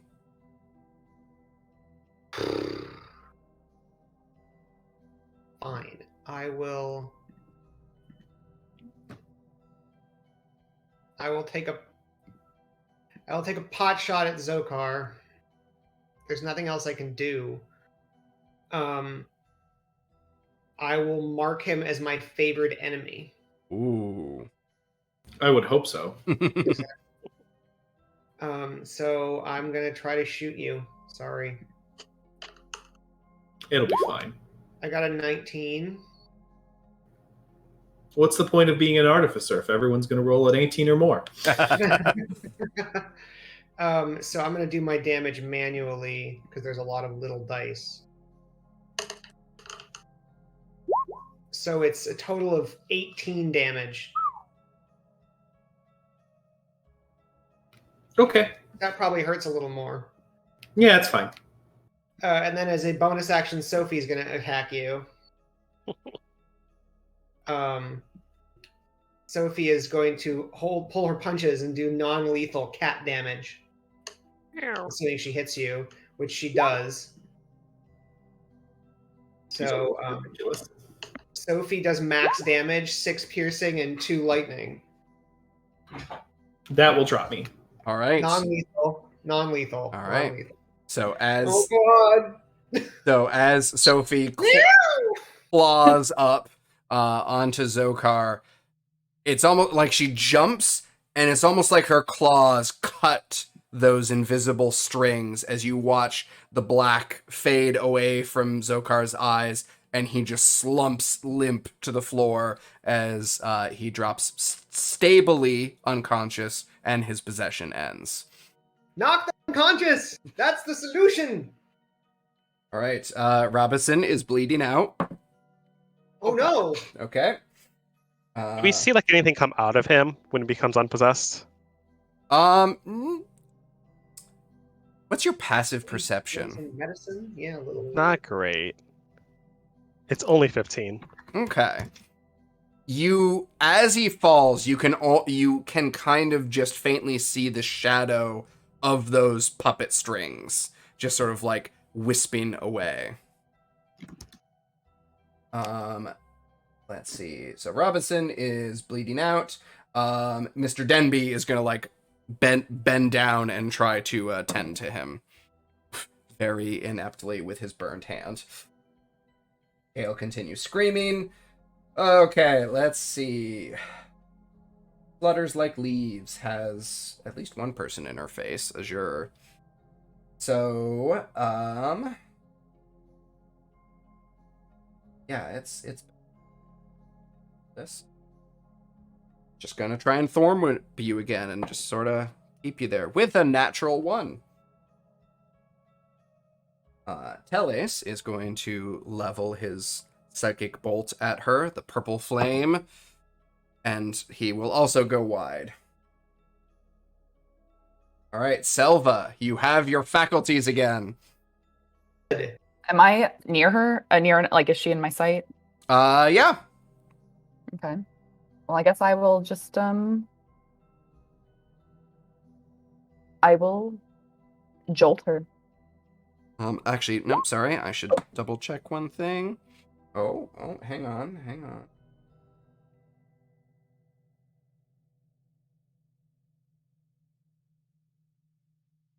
She succeeded her save, actually. Oh. So as she tries to lash at Azure and then, sort of like reels back, you watch her blinking and her vision clears and she, oh my dear, I'm so sorry. I'm sorry too. You look kind of messed up.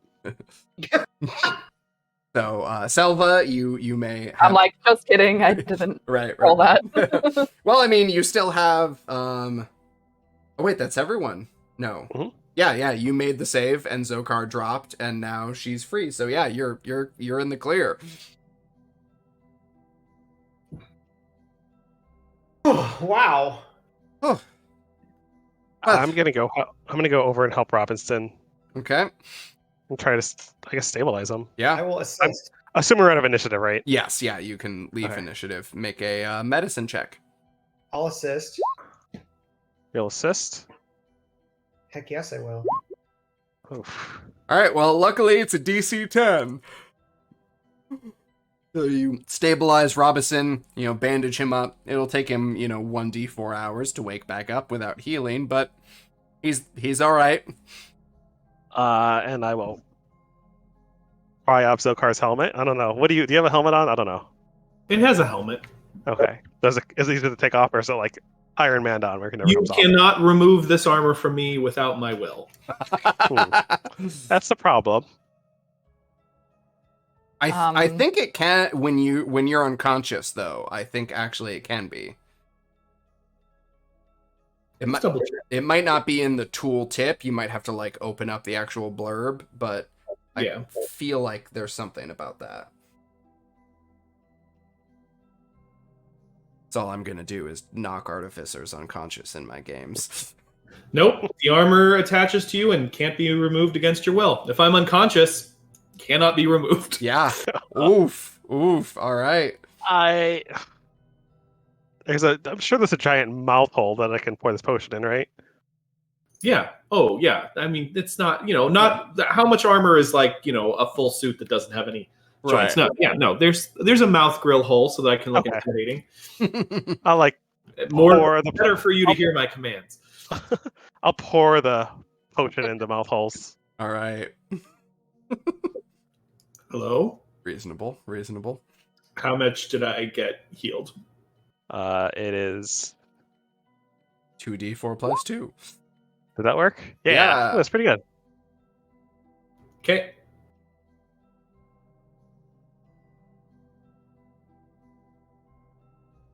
Okay, but it says I'm dead still, even though I just added 7 healing. Oh, you might have to. Yeah. Okay, so I'm up. Without level 1 spells, this party has no ability to do healing I have healing potions. other than healing potions. We could take a short rest, and I could cook for us, and between those two things, we would all be healed up. Or we can see what's happening. What's going on with the book now that our possession has ended? The book is still open and singing, but there is nothing else in the immediate vicinity. As you're sort of getting your bearings, this potion sort of warms you up. And you think it's sort of just the aftershock of the warmth of the potion. But then as you sort of realize and you sort of look at other people, everyone, their teeth are sort of starting to chatter, and you realize that it is very cold. What do I know about ghosts and how to ward yourself from them? Make a Arcana or Religion check if you're proficient. I'm proficient in one of those. Hey. So you know that ghosts are generally location tied and very specific. There's something about the manner of their death or something that they were fixated on that dictates their powers and their behaviors. So from that, you actually feel like you are not dealing with a ghost, because it's definitely not this location, it's that book. So since it's cold, can I use prestidigitation to warm the book? Oh, okay. Yeah, you do that. And as you do that, extending this warming energy into the metal of this book. The lights start extinguishing in this room. Sorry about that. I'm gonna stop warming it. And you sort of look around and find yourself in darkness, aside from that purplish glow that comes through the windows of this lockdown circumstance.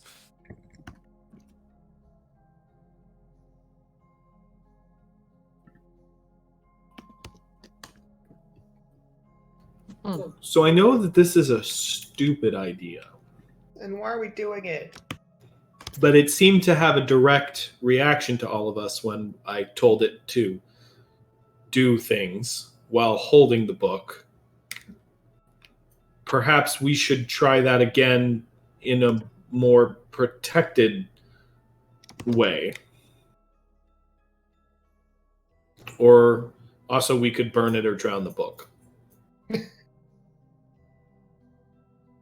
I don't like drowning the book personally. All right. Well, I do not mind saying a little under the weather. So perhaps I should try again, so that if you do need to defeat me again, you can. I would say everyone get back some distance, and archers, train your weapons on me. Okay. Hey, RJ, can you make a deception check? Sure. I'm gonna do the insightful fighting against you as well.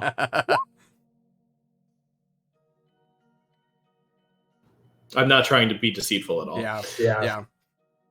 It's just the roll. Good. Okay, so I can sneak attack you. So, like, if they'll go all the way back to the end of the hallway, and I'll stand here, and then I will put all of my will and shocking grasp, and I will say, reveal yourself while shocking the book. Okay. As you sort of focus in on that, the shock sort of resonates in your hand, and you feel the sort of static, and your voice booms out. And then you just faintly, no, not faintly, you hear it sort of echoing all around this.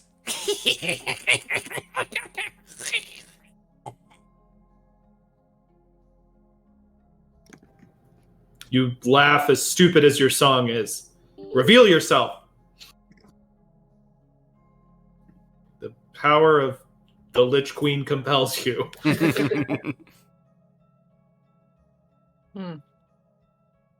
Also, Azure, you are insightful fighting and focusing. You're also singing. Mm.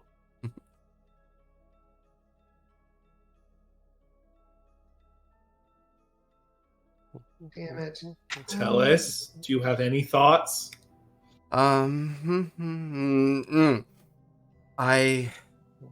It clearly seems that it follows rules of some sort. Perhaps that is a way to outsmart it, if we can learn more about it and try to avoid singing. I feel as though we should try and avoid things and make it quiet. Is it crazy that maybe we should read the book? Yeah, did they have any markings or anything? Yeah, well, you said it was a Just the- pop-up. Did we look at the images? Sure, if you want to do that. It's still there, open on the, or actually you're holding it, so yeah, you can watch. And do you need me to play the lyrics again, or are you just gonna read them? No, I'll just read them while concentrating on not saying them. Mm-hmm. So you are hearing the book sing these words with the melody, and you're watching the pop-up scenes play out. And so, get to my notes and make sure I'm. So, you do see, like, this mother, scything wheat, and then, the husband lying near, and she's sweeping, and then takes off the foot, and it, sort of pops away, and then that scene sort of folds down, and then the second scene folds up with a dog, running around in circles, sit, listening to commands, and then jumping up and biting off the hand with the treat in it, and then that folds down.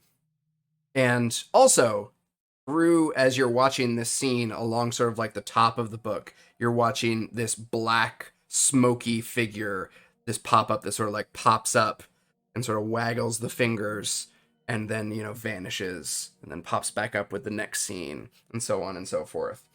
I don't like any of this. Then you see the boy down by the river, washing the clothes and then tumbling in and falling beneath the sort of rocky waves or the cartoony waves.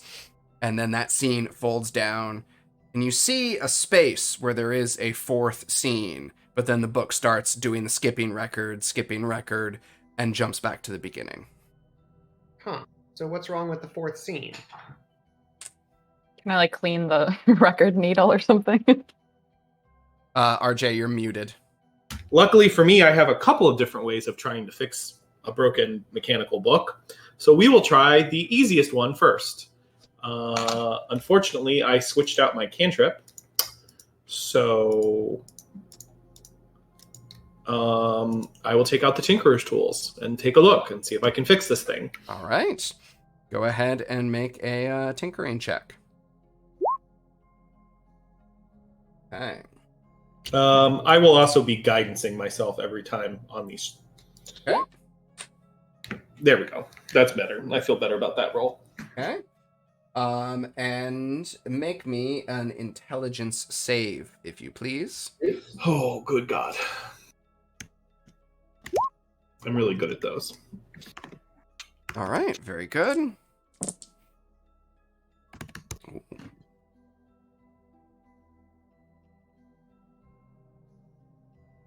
So as you sort of focus in on this, sort of pry in and manage to undo a bent screw and sort of pop open some of the casing and expose what's inside. But as you're doing this, you're intently focusing on what you're doing, and so inevitably the song creeps back in and you are singing along to the melody as you work, and then it starts to echo around you. The rest of you actually see this sort of black haze start to form and almost seem like hands clutching at Zokar's ears. And Zokar, on that successful save, you take 8 points of psychic damage. Well, I'm down. Also, again, I thought that there was a mechanic where we could concentrate on not singing. Yeah. So it's like is there anything for like a concentration check? Or because you're focusing on your work, you're losing your concentration on not singing. Because you can only concentrate on one thing at a time. But you were successful in opening it and beginning the process, and then you slump down as this figure seems to not like what you're doing. Well, I'm dead. Like unconscious or? Yeah, he's I'm in the process of dying from a psychic brain bleed out. Go pour. Healing potion. How Go would for you it. healing potion? Okay. I don't have any on me, so I will give you one. Is somebody rolling it? I think that's what's... Oh, Yeah. I'm sorry. I was trying to make him not dead. Right, yeah. Sorry, hold on 1 second. 2d4 plus 2, right? Mm-hmm. 6. All right.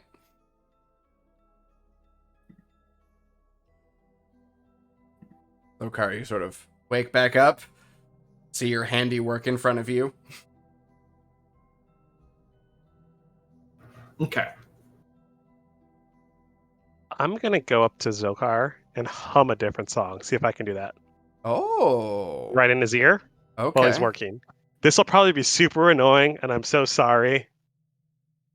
But I'm gonna use my concentration to hum a different song. Okay. All right. Right in your ear. Can I actually just go on the other side and do the same thing? So it's like multiple songs. All right. I like it. I like it. Should we do the same song? Yeah, let's do that old half elf classic. You know, da, da, da, da. Yeah, that's the one. Good. One pointed ear, the half elf. Good. Good. All right, Zokar, go ahead and I assume you're going to continue working, so make another tinkering check. With guidance beforehand. Mm-hmm. All right. You are now getting into the mechanism. Repeat that intelligence save with advantage. Oof.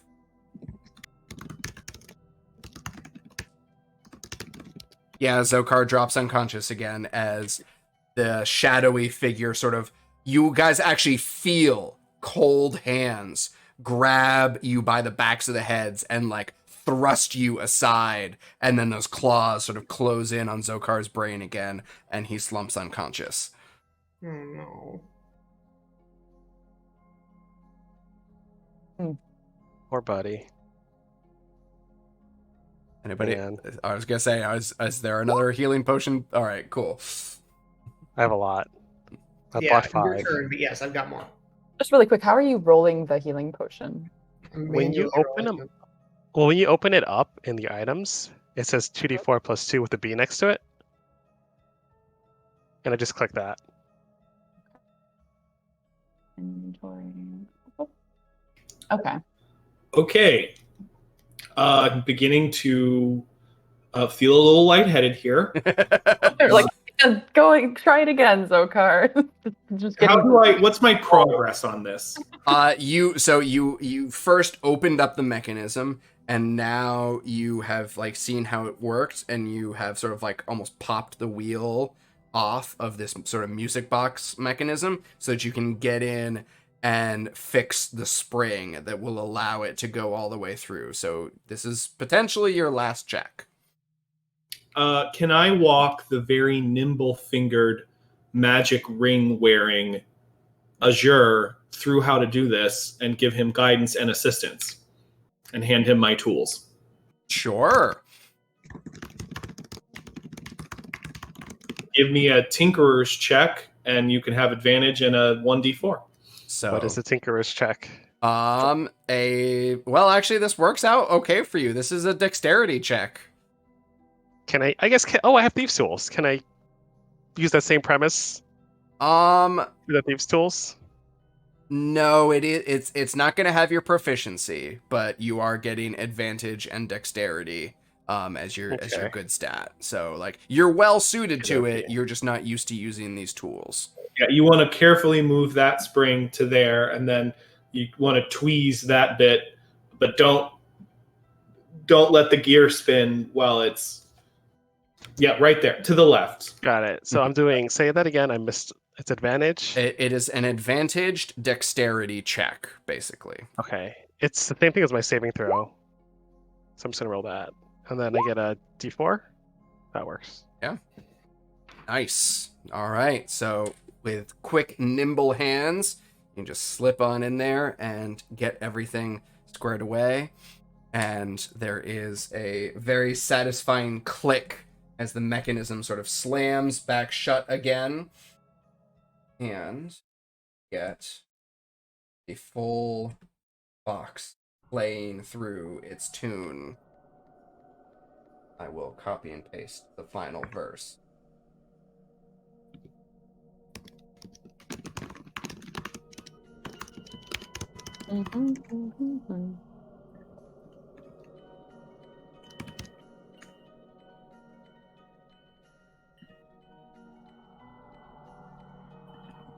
Good idea, by the way. Yeah, I thought like maybe going down a third time would have been stupid. But I'm a very smart character. Maybe not as maybe RJ's not as smart as Zokar, but Zokar is a very smart cookie.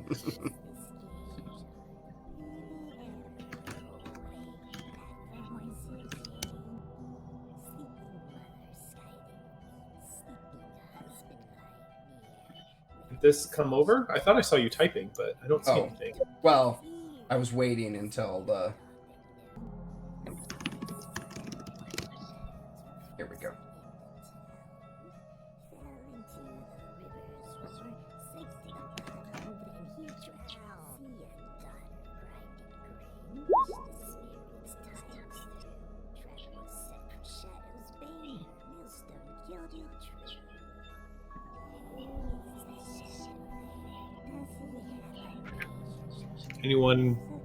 Anyone got a millstone?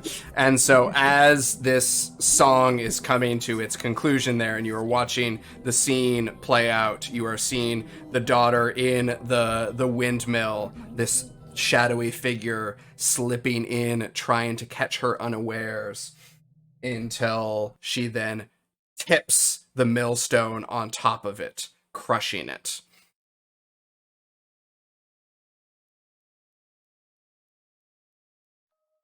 Okay, so we gotta drop something heavy on this spirit, which is probably going to attack right as I finish this sentence. Let's go ahead and roll initiative as from out of the book that black cloud starts to manifest and these claws reaching as the whole room echoes with this.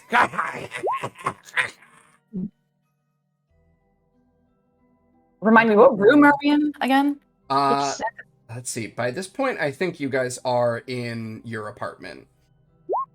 Sorry, I rolled the wrong one. There we go. I don't like this.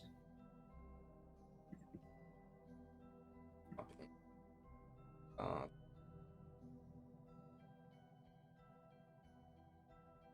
17. yeah, I will put that in.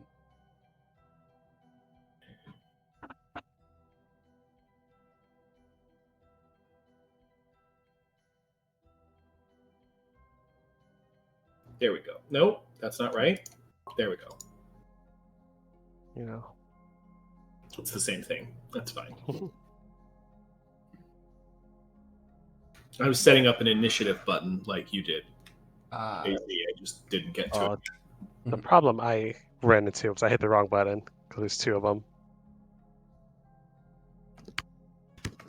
Nothing like going into a fight when you've already been down 3 times today with no short rest.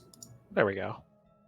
All right, so Tally, A12, Zokar, A6. 5, okay. Azure, 13. Selva.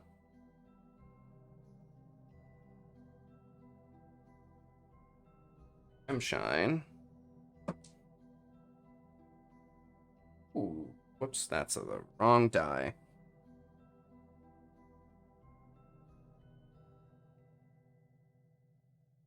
Right, Shemshine is getting the drop on you guys. Oh So you no! said- What's Even his with name? the 17, I guess he gets the surprise round. Shiminy. Shemshine. All right, let's see. So, Stokar and Tally. I need wisdom saves. Leave Zokar really? alone. Free Zokar. That's bad. That's an 8. All right. You each take 6 psychic damage, and Ow. in Tally's case, has to use your reaction to make a melee attack against somebody next to you. Well, convenient. I've fallen down unconscious again. Yep. Just right now? Yep. Well, I guess it's just Selva, right? Yeah. Or you could confirm the kill. I could attack Sophie. This is true. At least then I would know I wasn't really hurting anybody. I'm going to attack Sophie. She'll understand. All right. With my longsword, which isn't very powerful. So that's maybe I'll miss. Probably not. I got a 19. Ooh. Sophie's AC is that bad. Yeah. I wish I had your rolls. Attack rolls, anyway. I got only 4 damage. She's fine. All right. Very good. Actually, I need to heal her because I hadn't changed it from last time. So now she's down 4. All right. And that brings us to Azure. Can I have him make a deception check? I'm gonna try Sure. to stifle fighting the spirit. I don't know. It works. We've talked about this. It's different from like charms, right? It doesn't have charming language. Let me look. I I don't don't believe so. believe so. Guess yeah, I don't think so. Does I think basically I'm like looking for a weak spot. well, you don't find one because it gets a 15. All right, then I will just try and shoot him All right. without advantage or anything. Oof. Double nines. Come on. Hey. Allie, Yes. it is your Double turn. thanks.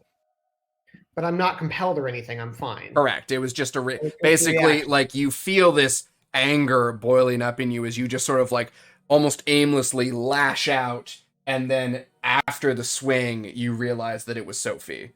Got it. I mark it as my favorite foe. I have to hit first, but whatever. If I hit it, I'll save the charge. If I hit it, I'll mark it as my favorite foe. Gotcha. I hit it. All It's a right. 27. Oh yeah. So it's my favorite foe. I have to do it, and because I'm tired of this jerk face, I'm also using Sophie's reaction to give me an extra d6 of elemental damage. Ooh. So I'm doing. Oh boy. Let's see here. I have to figure out how much damage I'm doing. I'm doing that plus that plus that plus that. Does type matter between piercing and lightning? No. Cool. So then it's that much plus 5. That's it? Oof. I rolled really badly. Yeah. All right. So I did 12 damage on it. All right. And then And as a bonus action, Sophie, I'm going to order Sophie to go attack it. okay. So she's going to take a bite at it. So hold on. She bites it. Wow. Got a 17. Oh, all right. That will do the trick. Sophie's rolling really well today. Yeah. Sophie does 6 more damage, so that helps a little bit. Okay. Also, it's all lightning. No, it's 2 piercing and 4 piercing and 2 lightning. Gotcha. Okay. Did So you add the radiant? Yeah, I just added an extra d6. yeah. It sucks. I did a really bad roll. Yeah. So as your arrow flies and Sophie charges in to swipe, you notice that both the lightning and the piercing don't take away quite as much as you might have hoped. Even though they are magical, seems to be resistant to both of those. The radiant works good. Okay. All right, and that brings us to You did it again, you hit. Selva. It was lightning and what that didn't take away from it? Piercing. Piercing. Am I still, even now that it's shown itself, am I still limited to cantrips? Yes. That is Candlekeep's doing, not the creature's doing. This might just be silly, but can I like speak to Candlekeep and say, "You're trying to protect us. I'm trying to protect Candlekeep. Can you lift this from me?" I'm just gonna say that in the room. Okay. All right. Give me this. Love that. This will be your action. Make a charisma check.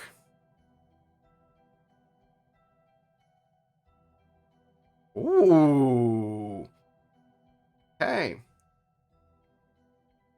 Salva, you sort of just shout out to Candlekeep with this intense conviction as a natural born sorcerer, a natural gifted sorcerer, and sort of look up to the big crystal chandelier that hangs over your dining table, and it just sort of twinkles with this faint purple light, and you feel yourself get a spell slot back.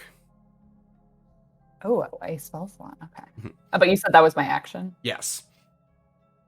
You know, though, you're made of sorcery points.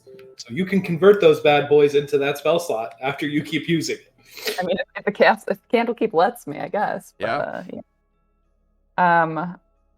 So I've used an action, which means I could only do a bonus action, right? Right. Okay. I guess I can't really do anything else. so I'm just gonna not do anything. All right. Very fair. Very fair. All right, Zokar, I need a death save. I failed it. Oh no! All right, one down. Back up to Shemshine, and all right. So the person holding the book is now down. So let's see. Oh, I should actually scooch this. All right, back in. Okay, so Tally is probably the one that it's the most concerned about now after that Probably. radiant damage happened. So it is just going to turn towards you, those clawed hands, and just scream towards you. And you hear the melody and these voices and words all sort of interlayered in this scream. I need a wisdom save. Another one? Yeah. Went so well the last time. Mm-hmm. Yeah, it's a little better. 17. Okay, that is a success. Let's see. Okay.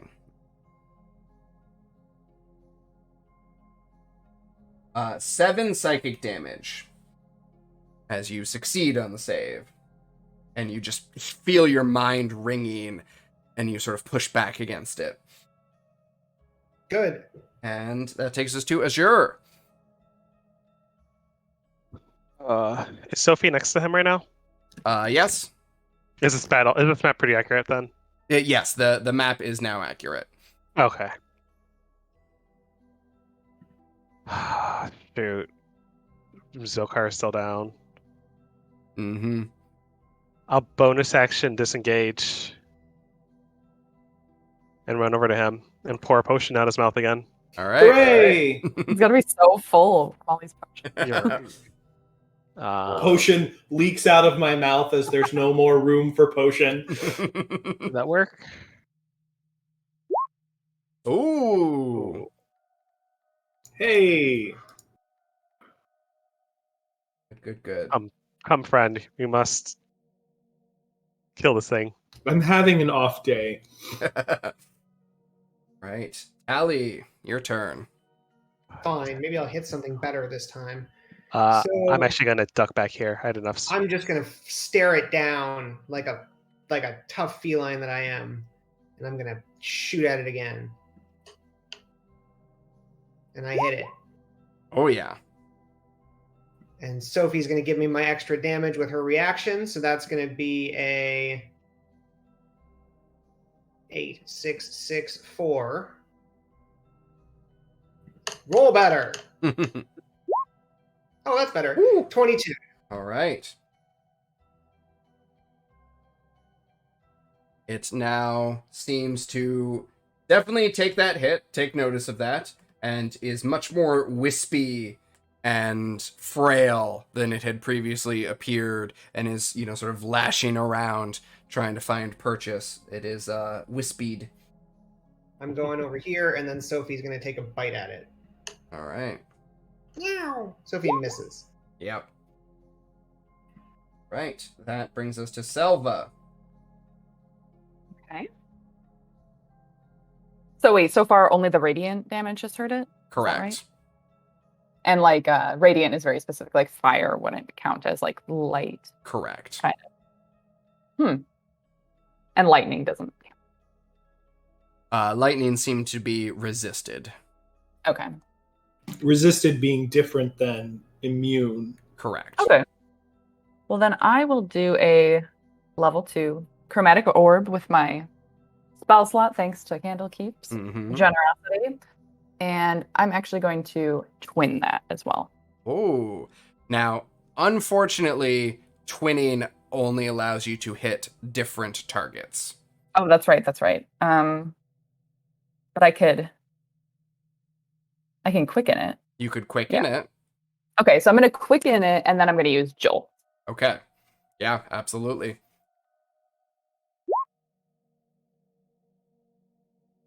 A 13 will hit. Okay. And I want lightning.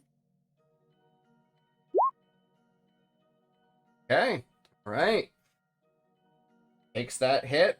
It is resisted, but solid impact that sends it sort of skittering back a little bit. And go ahead and give me that jolt. All right, and that unfortunately flies wide as it sort of seems to slightly cower down and sort of whip around in the air.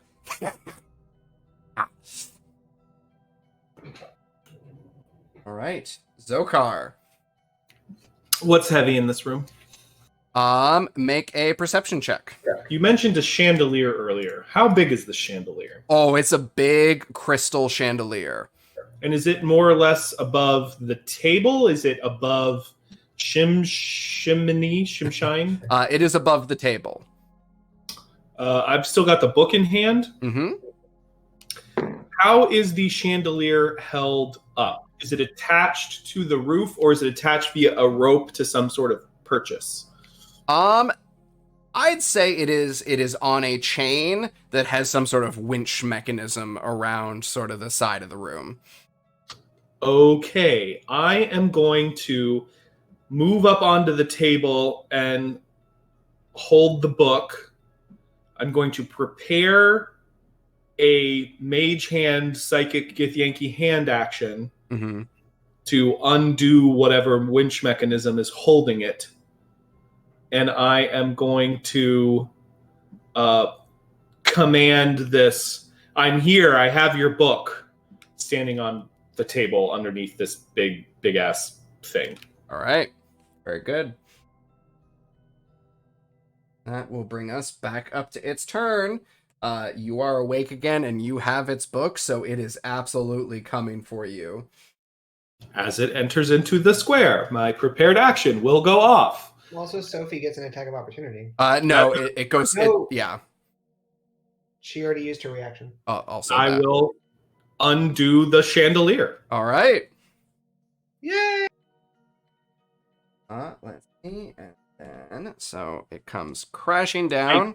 Tried to position myself so that I will not take the brunt of the chandelier damage, but let's go down a fifth time. I was going to say, I do need a dexterity save from you as well as Shemshine.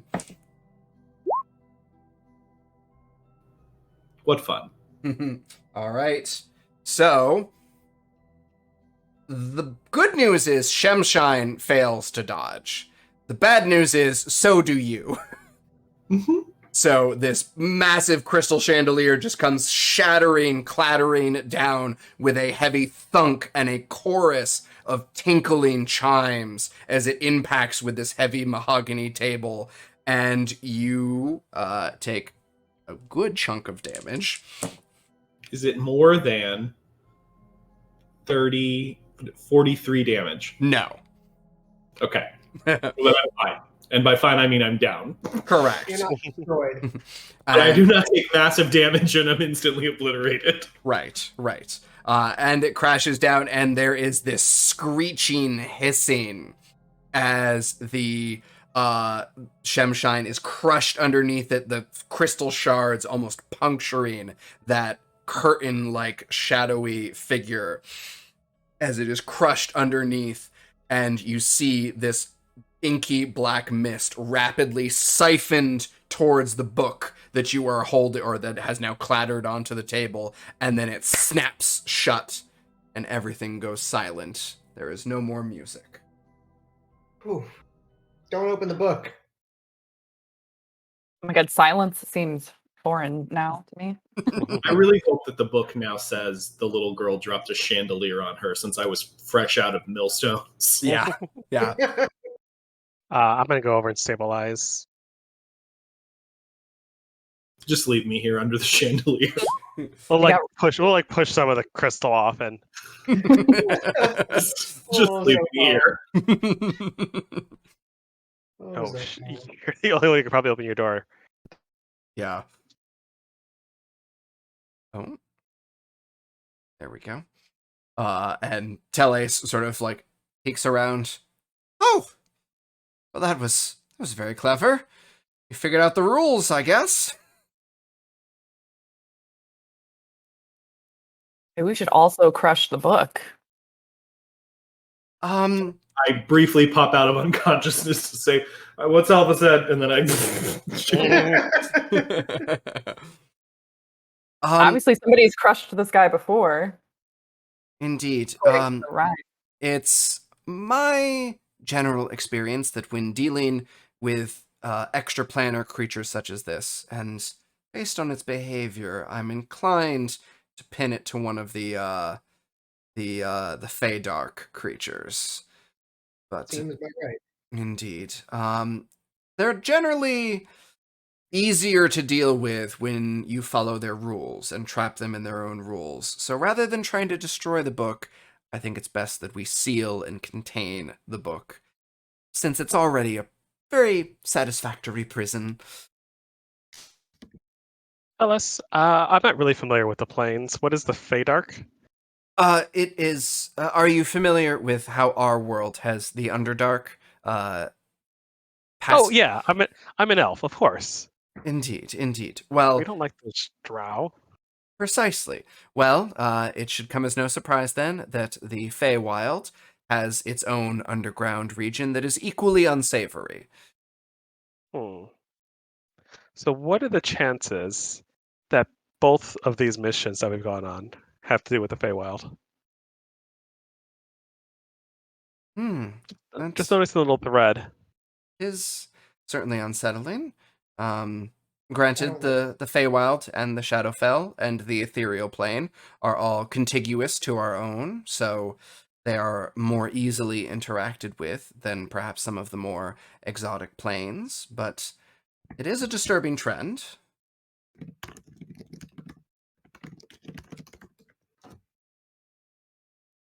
And as far as I understand, these planes, it's pretty hard to get between them.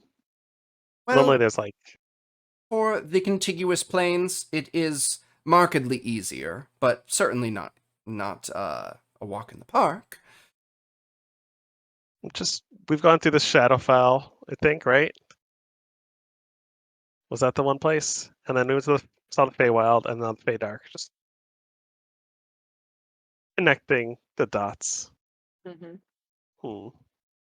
And we're both from myself and Rob are from the astral sea, which binds all of this together like a great force. Cats How don't many understand these things. how many midichlorians do you have in you? So many. Well, not now. Most of them have been crushed, but so Oh, the many. crystal chandelier. Indeed. Well, let's all get ourselves patched up, get things in order here, and yes, Candlekeep, if you would be so kind, Quixotrock. Magical lockdown ended. Oh, And you watch the purple light fade as the normal sunlight of the day streams in. we did it. Bravo! I Bravo! witnessed none of this. Oh, It was all. I mean, that was the whole. That was Kelly, it. was the whole Candlekeep locked down, or just our floor then? Oh, just these floors. Oh, That is why we were unable to leave. Candlekeep identified where this creature was and made sure that it couldn't leave. Well, that's smart of it, except for locking us in here with it. Well, we took care of it, didn't we? And knew we could do the job. I like it. Ugh.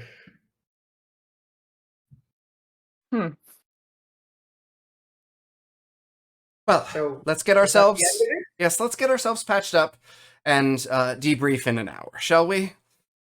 Okay. We might need a couple hours for Yes, well, although now that the staircase is open, I will have healers sent up. But yes, let's rest up and meet in the conference room for a debriefing when we're ready. I certainly need a bath. I want to go check up on Gail and be like, "Hey, Gail, everything's okay. Just hang tight for like an hour." Okay, all right. So with that, you rest up a little bit, and we will resume with your debrief and downtime activities and a level 5 in our next session. Oh, that was a one-session mystery. Yeah. Sweet. What I've learned is drop a chandelier on yourself and you can level up. And I will immediately drop 9 more. Take a level 5. Very good, very good. Well, to our audience, you are presumably seeing this on Thursday, October 7th. So we hope you're having fun, or you're watching it later on demand, because, you know, you do you. It's all good. So stay. Wait, quick question. Yeah. I think it's October 6th, Wednesday, right? Yes, October 6th. Thank you. Blah, blah, blah. So yes, October 6th is when you are watching this. See, even I don't know time. So tune back in for our next episode, which will be on October 20th, Wednesday. And we hope that you enjoyed this little bit of a twist take on Shemshime's bedtime rhyme. Spooky. Ooh. Very good. All right. Well, this will probably be about the time where live Brendan or disembodied Brendan or Brendan of some form is going to swoop in and ferry you off on a raid to somewhere fun and exciting. Not that this hasn't been. See you in 2 weeks!